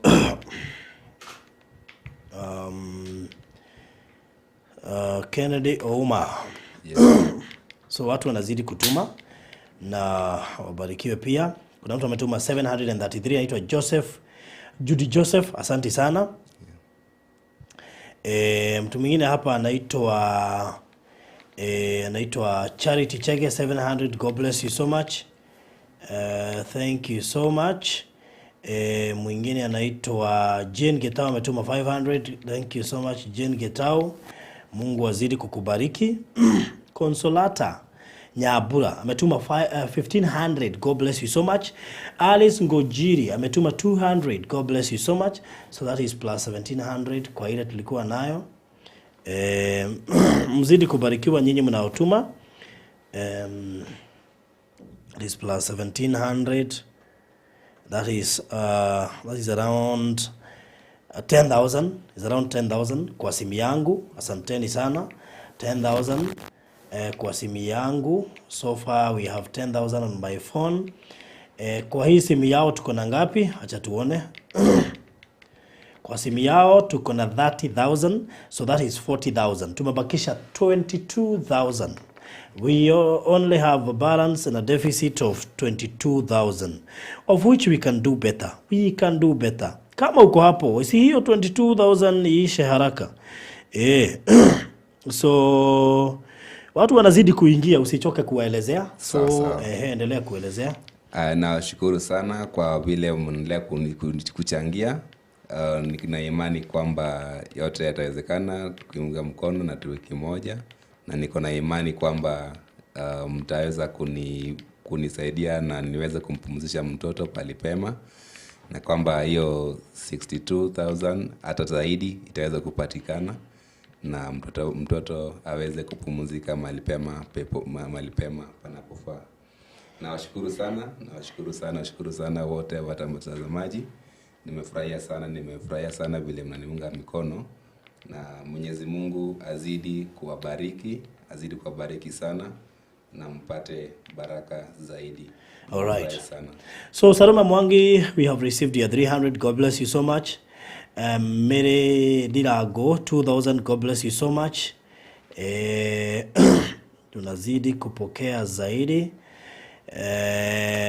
Yes. So tunazidi kusonga. Simu yangu iko na 32k, yangu iko na 10k, so hiyo ni 42. Tumebakisha 20,000 peke yake, just 20,000. So ikiwa unaweza kuwa part of that 20,000, hata unaweza tutumia. Unajua kuna watu wamebarikiwa, mtu anaweza tuma hata 20,000 na kuwa peke yake. Mwingine ama hawezi pata yote, anaweza tumia nusu yake 10,000. Mwingine hata hawezi pata hiyo 10,000, anaweza tuma ikiwa 5,000. Ikiwa uko hapo na ungetaka kufanya hivyo, ndio tumalizie. Fanya tu hivyo. Ingia kwa simu yako, enda kwa M-Pesa, weka 0700. Wacha nikupe namba hapa. 0700 056 172. Once again. 0700 056 172. Okay. Confirmation itakuja kama Kennedy Ouma. Kennedy Ouma. Yeah. Hiyo ndio jina lake. Kwa hivyo litatoka Kennedy Ouma. Yeah. Tumebakisha tu, imagine 20,000 peke yake. Just 20k. 20k. Nawashukuru sana na waomba mwendelee na moyo huo ili niweze kumpumzisha mtoto wangu ambaye amekawia kwa moshari kwa mipatao ya mwezi, inaelekea mwezi miwili sasa kwa moshari. Na ina imani kwamba tukiendelea hivyo nitapata kumpumzisha kwa njia mzuri. Okay. Yeah. So thank you so much kwa wale wanazidi kututumia. Asanteni sana. Hata Consolata Nyabura, thank you so much for your 1,500. God bless you so much. Na hata huyo ametuma 200. Asante sana. Anaitwa Alice Ngojiri. Asante Alice Ngojiri. Mwingine hapa ametutumia Joyce Wambogo ametuma 100. God bless you so much Joyce Wambogo. Na tunazidi kusonga. So thank you so much kwa wenye wanazidi kutuma. Mzidi kubarikiwa. Hatujabakisha mingi, just 20k. Imagine 20k peke yake. So ikiwa uko hapo na ungetaka kusimama na hii familia, I know that 20k is not a problem to some of us. That 20k is not a problem to some of us. So najua mna uwezo, najua Mungu amewabariki. Na hata kama hutaweza kutoa zote, unaweza toa nusu yake, unaweza toa 3/4, unaweza toa hata 5,000, because God amekupea uwezo. So ikiwa uko hapo na ungetaka kusimama na hii familia, fanya hivyo kwa sasa, kwa sababu tuko karibu kumalizia. We almost finishing. Mere Moleithi 300 received. God bless you so much. Kwa mara ya mwisho Bwana Odhiambo, Yeah. elezea hawa watu kwa sababu unaona watu wengi ni wanaingia, Yeah. na pia wangetaka kujua kwa nini tuko hapa. Okay, wote tutazama. Mimi ni Kennedy Odhiambo Ouma. Niko hapa na mke wangu Kirens Atieno Odhiambo. Tuko hapa kwa mnajili ya kutafuta usaidizi kutoka kwenu watazamaji. Usaidizi wa kupata shilingi yapatao 62,000 ili niweze kumpumzisha mtoto wetu aliyetuacha tarehe 14 mwezi uliopita. Mwili wake umehifadhiwa katika chumba cha kuhifadhi maiti cha Kenyatta National Hospital, na amekuwa akihifadhiwa kutoka tarehe 14 mwezi uliopita hadi wa leo bado ako huko, na kiini cha kukawia huko hadi leo ni kukosa hiyo pesa 62,000 ili kuweza kutoa mwili na kusafirisha kwa mapumziko. Kwa hivyo nawaomba kwa hisani muendelee tu kunisaidia. Nitashukuru sana kiwango cha mchango wenu, hata kiwe kiwango kipi, hiyo itachangia, nitasaidia pakubwa. Nawaomba munisaidie ili niweze kumpumzisha mtoto ambaye sasa amekaa kwa mochari miezi miwili sasa inaelekea. Okay, so kuna Sheila Njeri ametoa 300. God bless you so much. We have Faith Ishalia 1,000. God bless you so much. Mungu azidi kuwabariki. So we are at 44k. So tumebakisha around 18k. Tumebakisha 18k. Sasa hiyo 18k tunaweza ifanya haraka. 18k 18,000 18,000. So 18,000 huku tuko watu 170, watatu waita 180. 18k divided by 180. Imagine mtu anafaa kutoa tu just 100. Kila mtu 100. Hiyo 18k tutakuwa tumeiweka chini. Just 100 bob. Kama utataka kutuboostia utume 3,000, 2,000, 5,000 is very much okay. Lakini kama uko hapa ukitupea tu 100 peke yake, tutakuwa tushatoka hapa. Just 100 bob. Imagine tupea 200. Kama 100 hivi 100 tutakuwa tumetoka hapa. Tupatie hiyo 100. Ukishatupea 100, sisi sasa tuko sawa. Just 100. Hawa watu wanaita naona wako live. Just 100 bob. Utakuwa tushamaliza hii story. Nambari yangu ya simu ni 0700 056 172. Once again 0700 056 172. Agnes Wajiro 300. God bless you so much. We have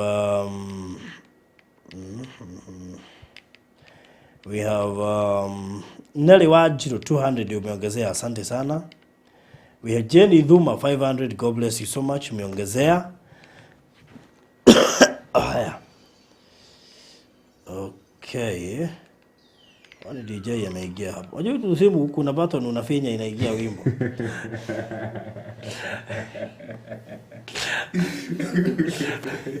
Unajua kakazimu kuna mahali ukifinya lazima ulizie vizuri. Sasa mimi nimefinya hii button ya juu ikaanza wimbo. Sasa anyway. Ni kazuri by the way. Sababu kama ningetaka wimbo ningesikiza immediately. So right now hii iko 35 na yangu 10. So we have 45k. So we have a deficit of 17k. Just 17k. Imagine 3k ishatoka. 3k ishatoka hapo. Acha nikuonyeshe kasimu kangu kasikatae kuingia message. Hata kana niambia delete old messages. Sasa haka kasimu. Niambia delete old messages kwani Kakia kama yangu sasa iko na messages kama 1000 na kitu. Kakieko kama hizo sikana faint. Sikata kataanza kusweat tukiwa hapa. Wow. Kile uzuri wa haka uwezi pigwa geta. Mtu anakuibia alafu anakurudishia. Baba umeangusha simu. Tukaona hakuna haja uende bila simu nyumbani. Nzuri by the way. Hata wakati mwingine ni vizuri kuzurua na kasimu kama haka. Kabisa. Haya, 100 from Susan Moirole, thank you. Mwingine ako hapa anaitwa Jane Getao. Watu wa 100 wameanza kukuja. Jane Getao 100, huyo Susan 100. God bless you so much. Sinaona kila mtu akituma 100 tunatoka hapa. Just 100. 100 tunatoka hapa. 100. Right. 100. Tupape namba. Nambari yangu ya simu ni 0700 056 172. 0700 056 172. 0700 056 172. Yeah. Itatosha saa hizi na muende hospitali. Tunatoka wakitoka hapo wanaenda Kenyatta straight. Kabisa. Ambie sasa itabidi mtupatie mtoto wetu. Kabisa. Ungetaka watoe mtoto waende wakapumzishe. Kama ungetaka tuongezee hata kama ni hiyo 100. Just tuongezee ili wakitoka hapa waende straight hospitali. Na hivyo ndio tunaomba na hivyo ndio tunataka. Kwa sababu Mungu wetu ni mwaminifu. I know it is possible. So if you are there tuongezee, tumalize hiyo story. Tumebakisha 17k, just 17k. And you got the number 0700056172. 0700056172. Nilikwambia Kennedy mimi simjui, yeye alitumwa kwangu kupitia bibi yake. Yeah. Mimi siwajui, sijawahi hata kuwasikia mahali. Kabisa. Hata sijawahi kuona mkeo umehangiwa kule kwa Muhindi. Tunasemanga hivyo. So we just needed 62k. Imagine, just 62k. Imagine. 62k. Si tumalize hiyo story bwana. 17k ndio tumebakisha. Na wewe umekuwa hapo unasema utume, labda ufikirie, tuma tu, acha kufikiria. Felista Kashuki ametuma hiyo 100, asante sana. Yaani watu hata 100 ni ngumu kutuma jamani. Just 100. 100. Si tutume ndio tumalizie. Kama 100 peke yake. Just 100. Tumalize hiyo story. Just 100. Tumalize. Caroline Kioni umetutumia 1000. God bless you so much. Umesimamia watu 10 wenye wangetuma 100. Thank you so much. Sasa tumebakisha 16. Acha nikwambie tumebakisha ngapi? Because we got 36 678. So that is plus 10, that is 46 678. Kidogo. Kuna watu pia wametuma hapa.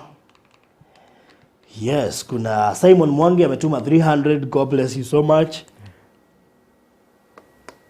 We have so tunaelekea 37k plus ile 10k 47. So naona tunakaribia kumalizia. Tuko karibu kubakisha 15k. So ikiwa uko hapo uko na hiyo 1000 2000 bado itatusaidia kupunguza. Supatie namba tena.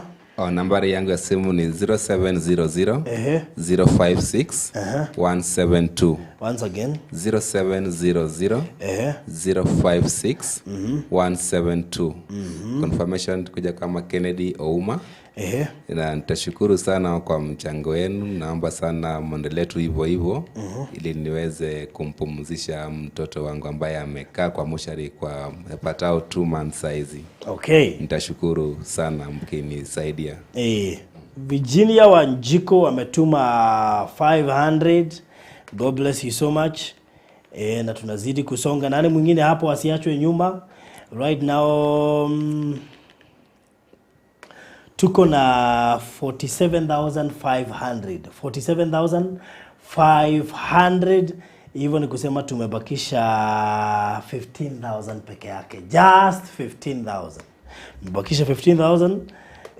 Na uko hapo bado haujatuma hiyo 15,000 hata ukituokolea Jengeta watu hawatumi bwana. Tungetaka tuwape hapa hiyo transport lakini watu leo ni kama sijui nimekuja mapema sana. Unajua nimezoea jioni, sijui nimekuja mapema sana. lakini najua wenye wako bado tutaweza kuhakikisha itafika. Ndio wapite hospitali. So wapea namba. Nambari yangu ya simu ni 0700 056 172. 0700 056 172. Jina Kennedy Ouma. Nashukuru sana vile mnaendelea kunipa mkono, kuniunga mkono. Mwenyezi Mungu azidi kuwabariki, mzidi kunisaidia vivyo hivyo, ili pia nami niweze kuwa na amani kwa roho baada ya kumpumzisha mtoto wangu ambaye amekaa kwa mochari kwa miezi miwili ikielekea kwa sasa. Nitashukuru sana mchango wenu, muendelee tu hivyo hivyo, nitafurahia sana. So Jane Mwangi ametuma 500. God bless you so much. Nilikuwa nataka kuna wakati nikwambia uelezea huku tupea full details za kwa nini tuko hapa na kwa nini mtoto amekoma kule mochari. Okay. Asanteni sana. Kwa majina mimi ni Kennedy Odhiambo. Mimi ndiye mzazi wa mtoto ambaye ameaga. Tuko hapa kwa mnajili ya kupata ile fedha ili niweze kutoa ile mwili kumpeleka kwa mapumziko. Sasa ni bili ya hospitali kwa sasa ilikuwa inasoma 62,000. Hiyo pesa tumeshindwa kupata kwa sababu mimi mwenyewe sina nafasi ya kazi yenye nasema ati ningefanya kazi nipate hiyo pesa. Kazi inafanya ni ya mjengo na ni ya kubahatisha, pengine kwa wiki upate mara 2 na ukae mfululizo wiki 2 mfululizo bila kupata, wiki nyingine upate mara 2. Sasa imekuwa ni shida sana, na pia niko na watoto wengine 2 nafaa waanze shule na shule tayari imefunguliwa, na bado sijui nitafanya namna gani nipate kuwapeleka kwa shule. Sasa hata mke wangu pia kwa hapa alikuwa akifanya kazi ya hoteli, lakini vile corona ilikuja ikabidi asimame kwa sababu hoteli zilikuwa zikifungwa. Hadi sasa hakuna kazi anafanya. Mimi nimebaki kama breadwinner, ni kuhustle tu hapa na pale kubahatisha ili familia ipate kujikimu. Sasa hiyo ndio maana sijakuwa na hiyo uwezo wa kupata hiyo fedha ili niweze kutoa ile mwili Kenyatta National Hospital. Na ningefurahia sana mkinisaidia ili niweze kutoa ile mwili Kenyatta National Hospital ili huyu mtoto aende akapumzike, ili pia nami nikuwe na amani kwa moyo wangu, niwe nikijua nimeshampumzisha mahali anapofaa kupumzika. Nitashukuru sana kwa mchango wenu, muendelee tu vivyo hivyo vile mnavyoendelea. Nafurahia sana. Mwenyezi Mungu azidi kuwabariki mkiendelea. Asante. So malizia namba. Nambari yangu ya simu ni 0700 056 172. 0700 056 172. Nawashukuru na waomba tu muendelee tu hivyo hivyo, mniunge mkono ili niweze kumpumzisha mtoto wangu ambaye tayari ameniacha. Okay, so tumeambiwa nambari ya simu ni 0700 056 172. 0700 056 172. Sasa tumebakisha 10 minutes peke yake. We are only left with 10 minutes kuweza kupata the 14k remaining. Just 10 minutes tupate 14k. Ikiwa mngetaka zipatikane ni rahisi. Just 10 minutes. Nani anataka zipatikane in 10 minutes? Kama uko hapo na ungetaka zipatikane in 10 minutes, sema nataka. Sema nataka zipatikane in 10 minutes. Sema nataka. Kama uko hapo ungetaka zipatikane in 10 minutes, it is possible. So na kusema it is possible ni utume chenye uko nacho. Hata kama umetuma zidi kuongezea. Shiruk najua umesema itapatikana, I know. Jane Gitau, I know. Mary Wangoi, I know. Mary Wanja tushakuelezea. So in that 10 minutes tunataka ku raise hiyo 14k imebakia. In 10 minutes hiyo 14k Nikupatie number. Are you ready for that? Nikupatie number. 14K in 10 minutes. Nambari yangu ya simu ni 0700 056 172 0700 056 172. Nitashukuru sana kwa mchango wenu na waomba tu muendelee hivyo hivyo. All right. So in that 10 minutes tunataka kutafuta hiyo 14K. 10 minutes 14K. It is possible. Right now is 15:14 Kenyan time. So by the next 10 minutes, by 15:24, by saa 9:24 masaa ya Kenya, tutakuwa sasa tunakuambia kwaheri na tukikushukuru. Sawa sawa. So we got 10 minutes kutafuta 14K. Namba ya simu ni 0700 056 172. 0700 056 172. Oh. Hata hiyo tena ni radio, si muziki. Okay. Aga kasimu jamani. So tuko watu 174 na tunataka 14K peke yake. Just 14K in 10 minutes. In fact not 10 minutes. We are left with 9 minutes. 9 minutes 14K 174 people. So kwani umeanza kuenda? Wana mko 165. Si ati mnaenda ni mwanza kuongezeka. Pesa ikuje. Msianze kutoroka. Msianze kutoroka. Sijaitisha tithe ama offering. Hapo unasaidia na Mungu na yeye anakupigania pia. So ikiwa uko hapo ungetaka kutuongezea kitu tuweze kupata hiyo 14K. 14K. Watu mmeanza kutoroka mnaenda wapi? Mnatoroka mnaenda wapi? Hii kibarua lazima tumalize.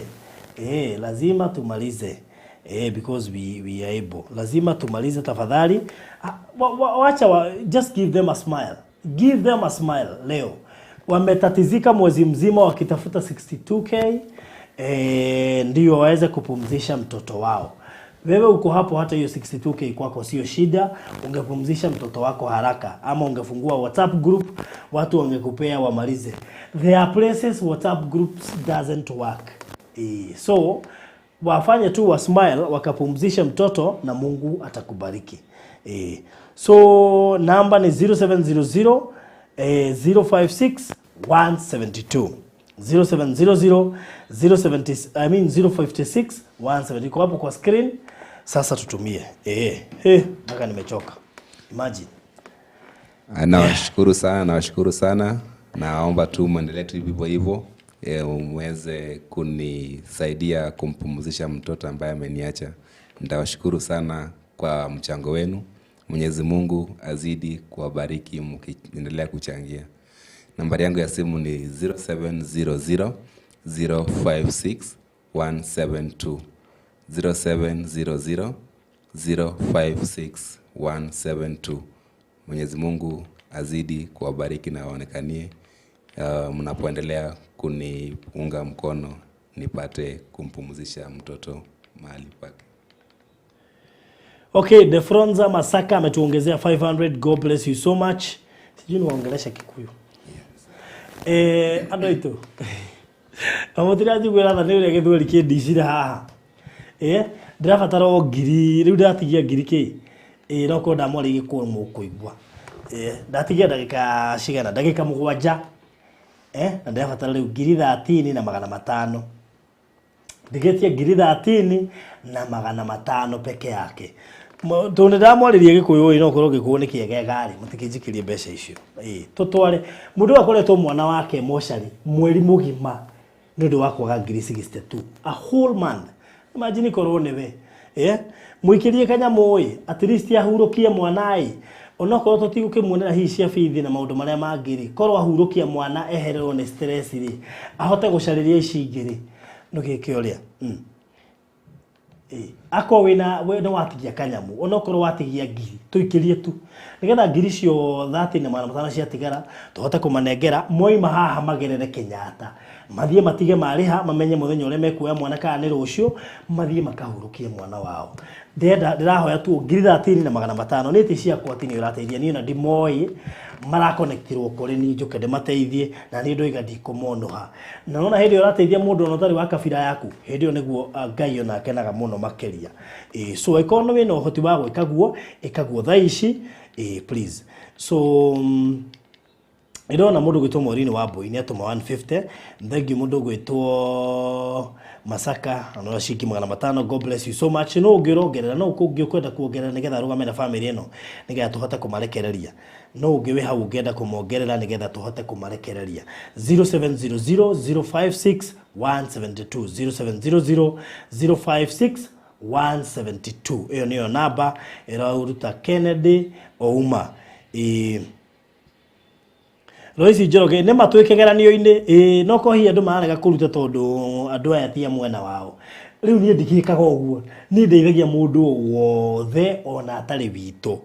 No ko hiyo rĩigua matirahota kwaria Gĩkũyũ koiga ndingĩteithia. Gĩkĩ nĩ kĩgeranio kĩritũ mũno makĩria by the way, tondũ ici nĩ mbeca tũngĩonire na ihenya mũno makĩria, na no korwo hihi marĩtwa macio ndũramaigua wega ũkaigua andũ acio na tia gũkũ ndikũmateithia wĩ kĩgeranio-inĩ onawe. So korwo no ũhote magũtũikĩria ũmateithie nake Ngai hau nĩho nĩ taho irathimo ciũkagĩra reke ngwĩre. Ona haha nĩ taho irathimo ciũkagĩra. Na niĩ ndera we. So ĩko biũ wĩna ũhoti na Ngai nĩ arona wĩna ũhoti na wĩ haha no ũhote gũtũteithia. No rĩngĩ ũreka mathabu ũkarora ũkona ndũ atie iturira mateithia nĩkĩ. Margaret Anyango, asante sana. God bless you Margaret Anyango. Na unaniambia Farodhi, may God bless you abundantly. Asante sana. Caroline Kioni ametutumia 2000. God bless you so much Caroline Kioni. 500 from Elizabeth Mbaru. Elizabeth ametuma sijui ni mara ngapi na bado anazidi kutuma. Na ukumbuke hawajui na anatuma tu. Thank you so much Elizabeth. Nani mwingine anataka kuongezea ndio tuweze kurelease waende wapitie Kenyatta wapatiwe mwili wa mtoto wao. Nani mwingine angetaka kuongezea?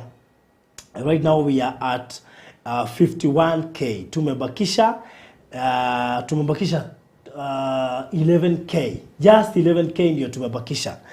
Kama uko hapo na ungetaka kutuongezea. Kwa wewe no uhote gutuongerera. Taru Karo no na niongerera. Karo nĩ ahota gũtwĩkĩria ngirigiri na Ngai tũkũrathime mũno Karo. God bless you so much. Aiko we hau na no ũhote gũtuongerera ĩkaguo please. Tũrĩkie.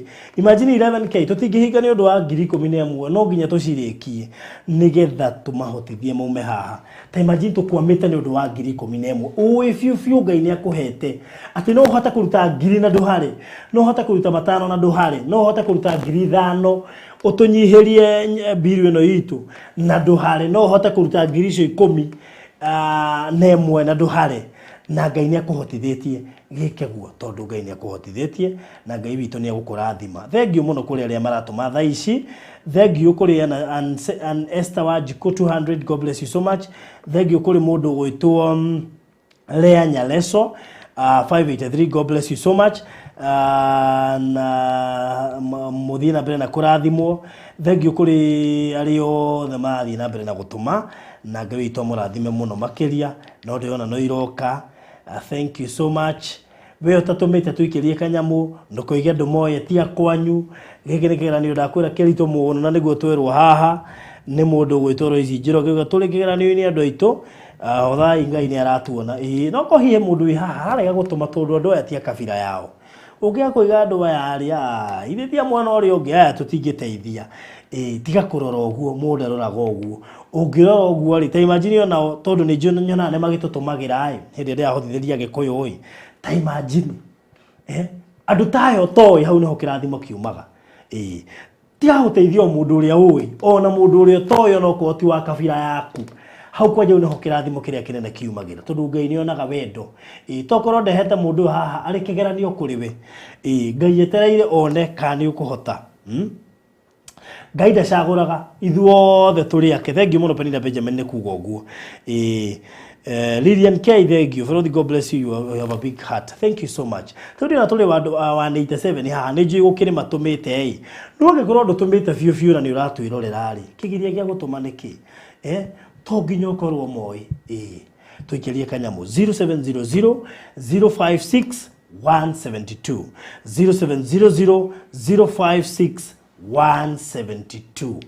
Ndagĩka ciakwa nĩ gũthira irathira ndigĩtie ndagĩka 6 just 6 minutes nigetha ndagika ciakwa ithire, ndagika ithathatũ nigetha ndagika ciakwa ithire. 0700 056 172 kana mũkwenda tume handũ ta irĩkĩtie mũkwenda tume handũ ta cirĩkĩtie tokohe mũndũ wĩna ngiri ithano hau, no ũcio wĩna ngiri ithano ũngĩtũikĩria, no ũcio wĩna ngiri ithano, ndacokera rĩngĩ, no ũcio wĩna ngiri ithano angĩtũikĩria tũnyihie budget itũ haha, no ũcio wĩna ngiri ithano ndacokera rĩngĩ, tondũ nĩona he mũndũ wĩna ngiri ithano na angĩtũikĩria tũkorwo tũtigĩtie ithathatũ, no ũcio wĩ hau wĩna ngiri ithano na biũ werora na warora mpesa yaku cieho no ũngĩtũma ndũngĩhara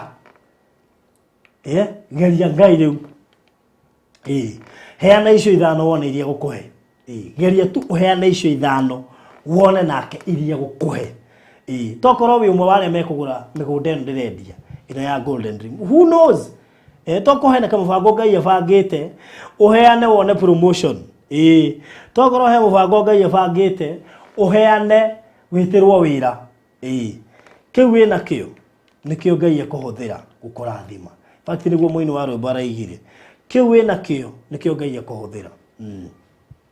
Ona Daudi ahũthĩrire ngita tondũ nĩyo arĩ nayo kũingata ndaimono. Wanyita abu ape namba. Nambari yangu ni 0700 056 172 0700 056 172.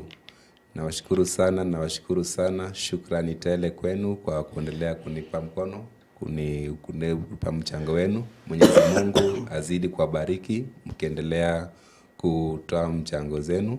Nashukuru sana na nimeona kweli mko na utu, mko na roho ya utu, na Mwenyezi Mungu azidi kuwabariki mkiendelea kuchangia. Ungetaka kuambia aje kwa sababu umesikia majina mingi ni ya watu wetu. Ungetaka kuambia nini? Kwa sababu labda hungefikiria watakupea kitu. Kabisa. Unajua mtu ubahatisha. Unasema atasikia Odhiambo waseme huyo hatuwezi saidia. Ungetaka kuambia aje wenye wamekusaidia? Kwanza kabisa ni shukrani kwenu, aswa bila kuzingatia kabila ama eneo ninakotoka. Nimesikia majina ya wengi wanaochangia. Ni kweli nimeona kwamba hakuna cha ati kukabila ama nini. Nimekubali kwamba sote ni wa Kenya na mmekubali kuniunga mkono bila kujali eneo ninakotoka, na Mwenyezi Mungu azidi kuwabariki kwa sababu nimeona kweli hamna ubaguzi, bali mnazingatia zaidi, haswa wakati shida kitokea hamna ubaguzi ati kuangalia huyu ni wa kabila gani, eneo gani, anatoka wapi, amezaliwa wapi, bali mmechangia kweli na mnaendelea kuchangia bila kuangalia boundaries. Kweli hamna mipaka. Mwenyezi Mungu azidi kuwabariki. Sikutarajia kama ingekuwa hivyo, lakini nimeona kweli Mwenyezi Mungu amenena nanyi na kwamba support yenu inaendelea kunipa moyo kabisa, na nimefurahia sana kiasi ya kutojieleza mimi mwenyewe. Mwenyezi Mungu azidi kuwabariki. Sijui nitawashukuru namna gani, lakini Mwenyezi Mungu awabariki sana. Najua una furaha. Manake mkikuja mlikuwa na stress zaidi. Mtoto kukaa kwa mochari ya whole month juu ya 62k. Hapo unaweza ona ni kidogo, lakini kwao iliwalemea kabisa. Lakini Mungu awabariki. We have ATIENO from Nancy Kimencho ameongezea, God bless you so much. Lois Gashi ameongezea 500, God bless you so much. Cleopas Waema 227, God bless you so much. We have Lois Gashi tena 500, God bless you so much. We have Simon Mwangi 300, God bless you so much. We have Shera Mary 50 bob, God bless you so much. We have Tabitha Modoni 500, God bless you so much. We have Charles Moro 100, God bless you so much. Yes, watu wametumatuma. We have 3,100 from Sarah Otemba, God bless you so much. Thank you. We have Helen Kahodo 500, God bless you so much. We have yes, asanteni sana, watu wanazidi kutuma. Lilian K, remind me if I know this tel number please. Number ni 0700 056 172.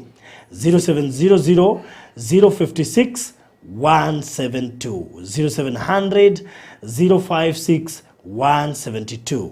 We are all Kenyans. Chen Geta Wasanti asema we are fixing our Kenya. God bless you so much. In fact, it's fixing Kenya. Hata sisi hapa tuna fix Kenya. Kabisa. Because we are all the same in the face of God. Kabisa, exactly. Mungu anatuonanga tukiwa, hatuonange tukiwa tofauti. Sisi ndio tunapenda kujieka utofauti na makabila. Sijui mimi ni Mkikuyu, sijui mimi ni unini. Na hapa tumetoka. Right now tuko na 57k. 57k ni kumaanisha tumebakisha ngapi? 3 plus 2 tumebakisha 5k. No, just 5k. Imagine tumebakisha 5k. Hizo dakika tumemanage kutafuta hiyo 6k. Ebu kama ukitaka kuwaomba na Kijaluo unawaambia aje? Wasalimie alafu waombe na Kijaluo. Aya, maduong' moloyo jo neno manena sani studio kaendi. Agonu erokamano, aniluonga ni Kennedy Odhiambo Ouma. An wuon nyathi moselal, nyathina nitiere Kenyatta National Hospital. Osebedo koleo kuro nikech koso yudo pesa madirom 62,000. Lakini kuom ng'wono maru gi kaka Nyasaye wuoyo chunyu, aneno ka usewuok oko kendo useikoru mar konya. Kendo an gi geno mathoth, kendo an gi mor mokalo e chunya. An gi mor mogundho nikech ang'e ni koro adhi golo nyathina mochari kama oseleo kuom dweche 2 chande. Madhi makowe kar yweyo mare mogik. Moloyo Ruoth Nyasaye obong'e nyaka laga mondo miyo umu, wuoth kodu kendo oumu gi buombe. Agon erokamano ahinya. Nyasaye mondo omed bedo kodu kendo bed gi chuny mar konyo jomoko machal koda. Ruoth Nyasaye mondo miyo bed kodu. Agon erokamano seche momeda mielo ni endi. Nyasaye mondo bed kodu. Erokamano uru. Wow. Hey. Na ukitaka kuwapea namba kikwenu kwa sababu kuna wao wanatusikiza. Namba mar simu jogo manena en 07 00 055 172. 07 00 055 172. Nyinga en Kennedy Ouma. Kamano kaka biro kioro through M-Pesa. Agonu erokamano. Medhi mbele kamano endo. Agonu erokamano Nyasaye mondo omi obed gwedhu ka wadhi mbele. Wow. Ati 0700 na Kijaluo? 07 00 070. Sasa hiyo ni 0700. 070 abich auchiel abirio ario. Akiarani. Haya. Tunajifunza Kijaluo pia. Ati tumeambiwa aje? Abirio abich auchiel abirio ario. Good. Sio bado tunajifunza. Na tunatafuta 5k. Nyinyi hapa mmeanza kucheka hata Mtumi, Jacinta Mogai, Mama Boys, Regina David. Wapi pesa yenu ama nawafunza tu bure? Mimi nawafunza Kijaluo hapa na sasa msichana anaitwaje kwa Kijaluo? Nyako. Sasa huyu ni Nyako. Ama kwa sababu ni mama watoto anaitwa? Huyu ni Dhako. Koro Maya Jaoda. Huyu ni mke wangu. Hivyo Dhako. Na nyinyi wengi hapa naona ni Nyako. Naona ni Nyako. Nyako Rose, Nyako Jacinta. Ndio maana mmetaka Nya. Nya Jacinta, Nya Rose. Okay. Leo tunajifunza vitu mingi hapa. Kabisa. Na wanaume ni Ja. Ja. Kusema Ja Ugenya, mtu wa Ugenya. Nya Ugenya, msichana kutoka Ugenya. Shika hivi. Na ukisema Ja Kisumu. Ja Kisumu. Jamaa ametoka Kisumu. Jamaa wa Kisumu. Nya Kisumu ni msichana kutoka Kisumu. Na Nyathiwa? Nyathiwa, mtoto wetu. Mtoto wetu. Nyathiwa. Nyathiwa, huyu ni mtoto wetu. Na Aworo? Aworo. Nimeshangaa sana. Ndio maana nimeshangaa. Aworo. Ajio Robert Laya jida huko Facebook tuambia Aworo. Kumbe ni kushangaa. Kabisa. Yaani umeshangaa zaidi Kumbe ni rahisi. Zaidi ya kustushwa. Uhuru. Hata mimi nimeshangaa leo. Ni gani nyingine tutajua. Unajua kwa sababu kwa nini napeana tu story? Yes. Kwa sababu nimeona Margaret wa Sheke Maina, and God bless you so much. Ametuma 5k. Wow, thank you. Asante sana. Na nikaona Margaret mwingine ametuma 500. God bless you so much. Thank you. Producer unataka tumalize? Producer anataka tumalize. Tumekaa sana. Hata asitushtue pesa imetosha. Because wacha tumwambie kama tutatoka ama hatutoki. Hii iko na 53, ile nyingine iko na 10. Si hiyo ni 63 na tulikuwa tunataka 62. Sio imetosha. Lakini kama uko hapo na ungetaka kuzidi kuendelea kutuma hata tukitoka hewani, wanataka pesa ya kutransport hiyo mwili kutoka Nairobi hadi kule Siaya, Ugunja. So na pia ya kusomesha watoto. Kama uko hapo na ungetaka kujitolea, utaongea na yeye. Malizia na namba yako. Nambari yangu ni 07 00 056 172. Okay. 0700 056 172. 0700 056 172. Okay. Mimi ni Kennedy Odhiambo Ouma. Nimesoma hadi kidato cha 4 na kwa sasa sina kazi na kama kuna yeyote angeweza kunipa nafasi. Kwani hauko umemwambia nimeona kidato cha 4 akakuangalia? Kweli? Hapo walimwambia ulienda hadi university. Anashaka vile na. Sasa hii kuna watoto wawili, karibu walikuwa watatu. Na hajui ulifika kidato cha 4. Anajua. Bigana mimi ameshtuka. Haya. Anajua vizuri. All right. So nimefika kidato cha 4 na kama kuna yote angeweza kunipa nafasi ya kazi, ningeshukuru sana.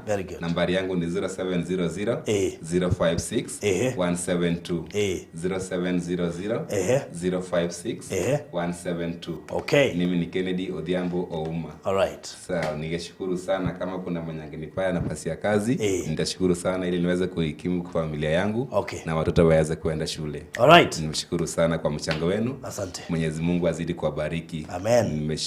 Nimeshukuru Mungu abariki abundantly. Asante sana watazamaji wote. Asante. Mwenyezi Mungu awabariki sana. Amen. Nyadhewa, mondo wa nyumba. Chukua hiyo na wewe uongee kitu. Sasa nimeshukuru sana. Kwa sauti imetoka. Ilikuwa inakataa. Nimeshukuru sana. Umenipa smile kwa macho. Najua ninatoka hapa napitia Kenyatta nalipa wanipe mwili ya mtoto. Niende nikampumzishe mali anafaa kupumzika. Hata pia mimi akili ipumzike kwa hiyo muda yote. Na nimeshukuru kabisa. Na isikiwe mimi peke yangu. Kuna mwingine pia atakuja kesho ingine na mfanyie vile mmenifanyia. Na Mungu azidi kuwabariki na wabariki tena na tena. Okay, kuna mtu anasema ati Nyadhewa ni mama watoto. Hapana. Nyadhewa ni mtoto wetu. Si mama watoto. Sasa Eunice wa elimu umeelewa mkuu na Jennifer Ruku. Una mtu anasema ati Nyadhewa fish kende. Ipo kusema aje? Samaki peke yake. Samaki peke yake. Sasa imefanya? Unaona? Unaongea Kijaluo nusu, samaki imedu, samaki peke yake. Alafu anamaanisha kwamba Wajaluo wanapenda samaki sana, maybe kitu kama hiyo. So thank you. Kumbuka pia wanahitaji pesa ya kupanga mazishi. So ikiwa uko hapo na ungetaka kusimama na wao, namba tumeweka hadi kwa screen. Kwa hivyo tukitoka online uone zidi naendelea kuwatumia na tutashukuru Mungu. So thank you so much kwa I mean you guys respect me so much. Ndio maana hata after kuwaletea watu mimi siwajui na wewe huwajui na hata wakiongea lugha yao huwasikii, lakini ukaplay part ya kuweza kuwapea ndio waweze kulipa bill na wapumzishe mtoto wao. Mbarikiwe zaidi.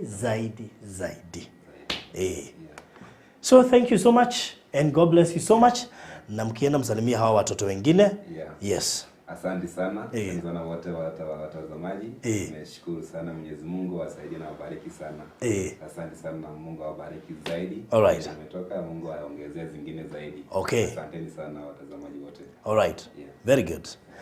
So toko kinye hau muthenya wa umuthi ngai to murathime muno makiri na hwaini kwina testimony mwaki muno rara ni thaa igiri cio tuku ndwigua ngikwira testimony mwaki ya muthuri ndungata ya Ngai Pastor Karanja Pastor ari mukora ari shukura ni athiaga tunya mundu earring akamemeria akamutunya necklace akamemeria na producer ni jone kurekiria kanyamu kau hau akaberia mugathi na mugathi ni wa gold mwene akona ruda guikara bururi-ini ringi wetereire na ni arathia riu ndungata yo ina rugano ruritu na series ni akoretwo industry area police station akahingirwo ati police station ni tarumande agaikara ku na fungu ari angi anakorwo Kamete prison gutire borithi ataingirite guku Nairobi almost ciothe na maundu mangi maingi maritu muno gereire testimony we kurani exactly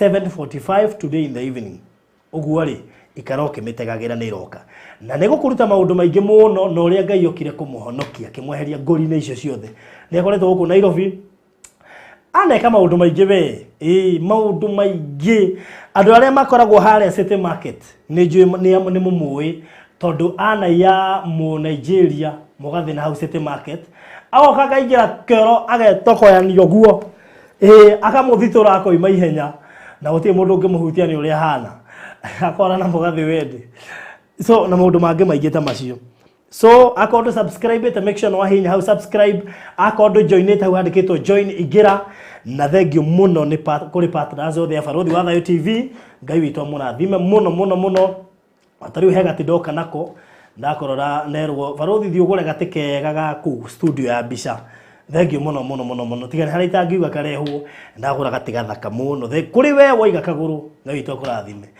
na andu angi muno makirio na angi matenda kugwetwo Ngai witwa murathime muno Regina David Iga ni mundu ucio Regina we humjui anyway na thengio ni kunja de smart by the way ni wega de smart mukanjira no ndiramenyerete kamera kama niko smart mnaniambia niko smart sasa kinyongo ni nini mukanjira de smart nikadha na nikaigua wega kana jikare na hurudha kamera si ati na watishia lakini kama niko smart mnasema ama aje thank you so much ndimwendete muno na inyui so God bless you so much and you to ko to live mahinda mangi ni gukurehera mugeni onake anakorwo njera nena kaundu na actually mumweterere muno tondu ena kaundu ka mwanya muno makiria tura identify kage kugaithiria kirathimo na kaundu toy ihinda ritari kuraya tuko tukiingira live so thank you so much and God bless you so much Penina Benjamin asante sana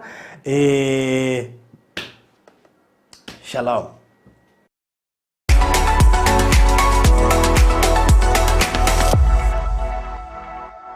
And to make the matter worse, Tomega the Agigo, ni ndanameria nginya earrings.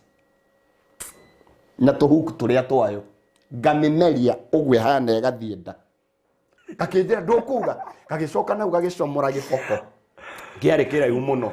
Riu gacomora giboko gukire, gakinjigira giboko giki kimwe, gakinjigira giki kingi ngiuga mbu, ngiumira, ngithie ngikirania bara. Gagiuka kanumirire ni ndegugura uguo ngona karahungura gatagate kandu gokite ihenya ni na nie ngiura ndathire nginya ngari yari hau ikihinga break tondu yari hakuhe kungutha itangire na thuraku no gikio itangire nduri nguo wacoka wamba waikio mai-ini ma fridge waikio mai-ini ma fridge ukarutwo hau ugaikio itangi-ini rina thuraku ni ndanyitire mugathi ucio riu wakire moko-ini no riu uria we yohereire ha tondu ndakiwohete kaundu uguo ri riu no akiona riu ndikinyitire mairi uko uguo ri riu ndaunyitire oro uguo angiugutha kanua ngiumeria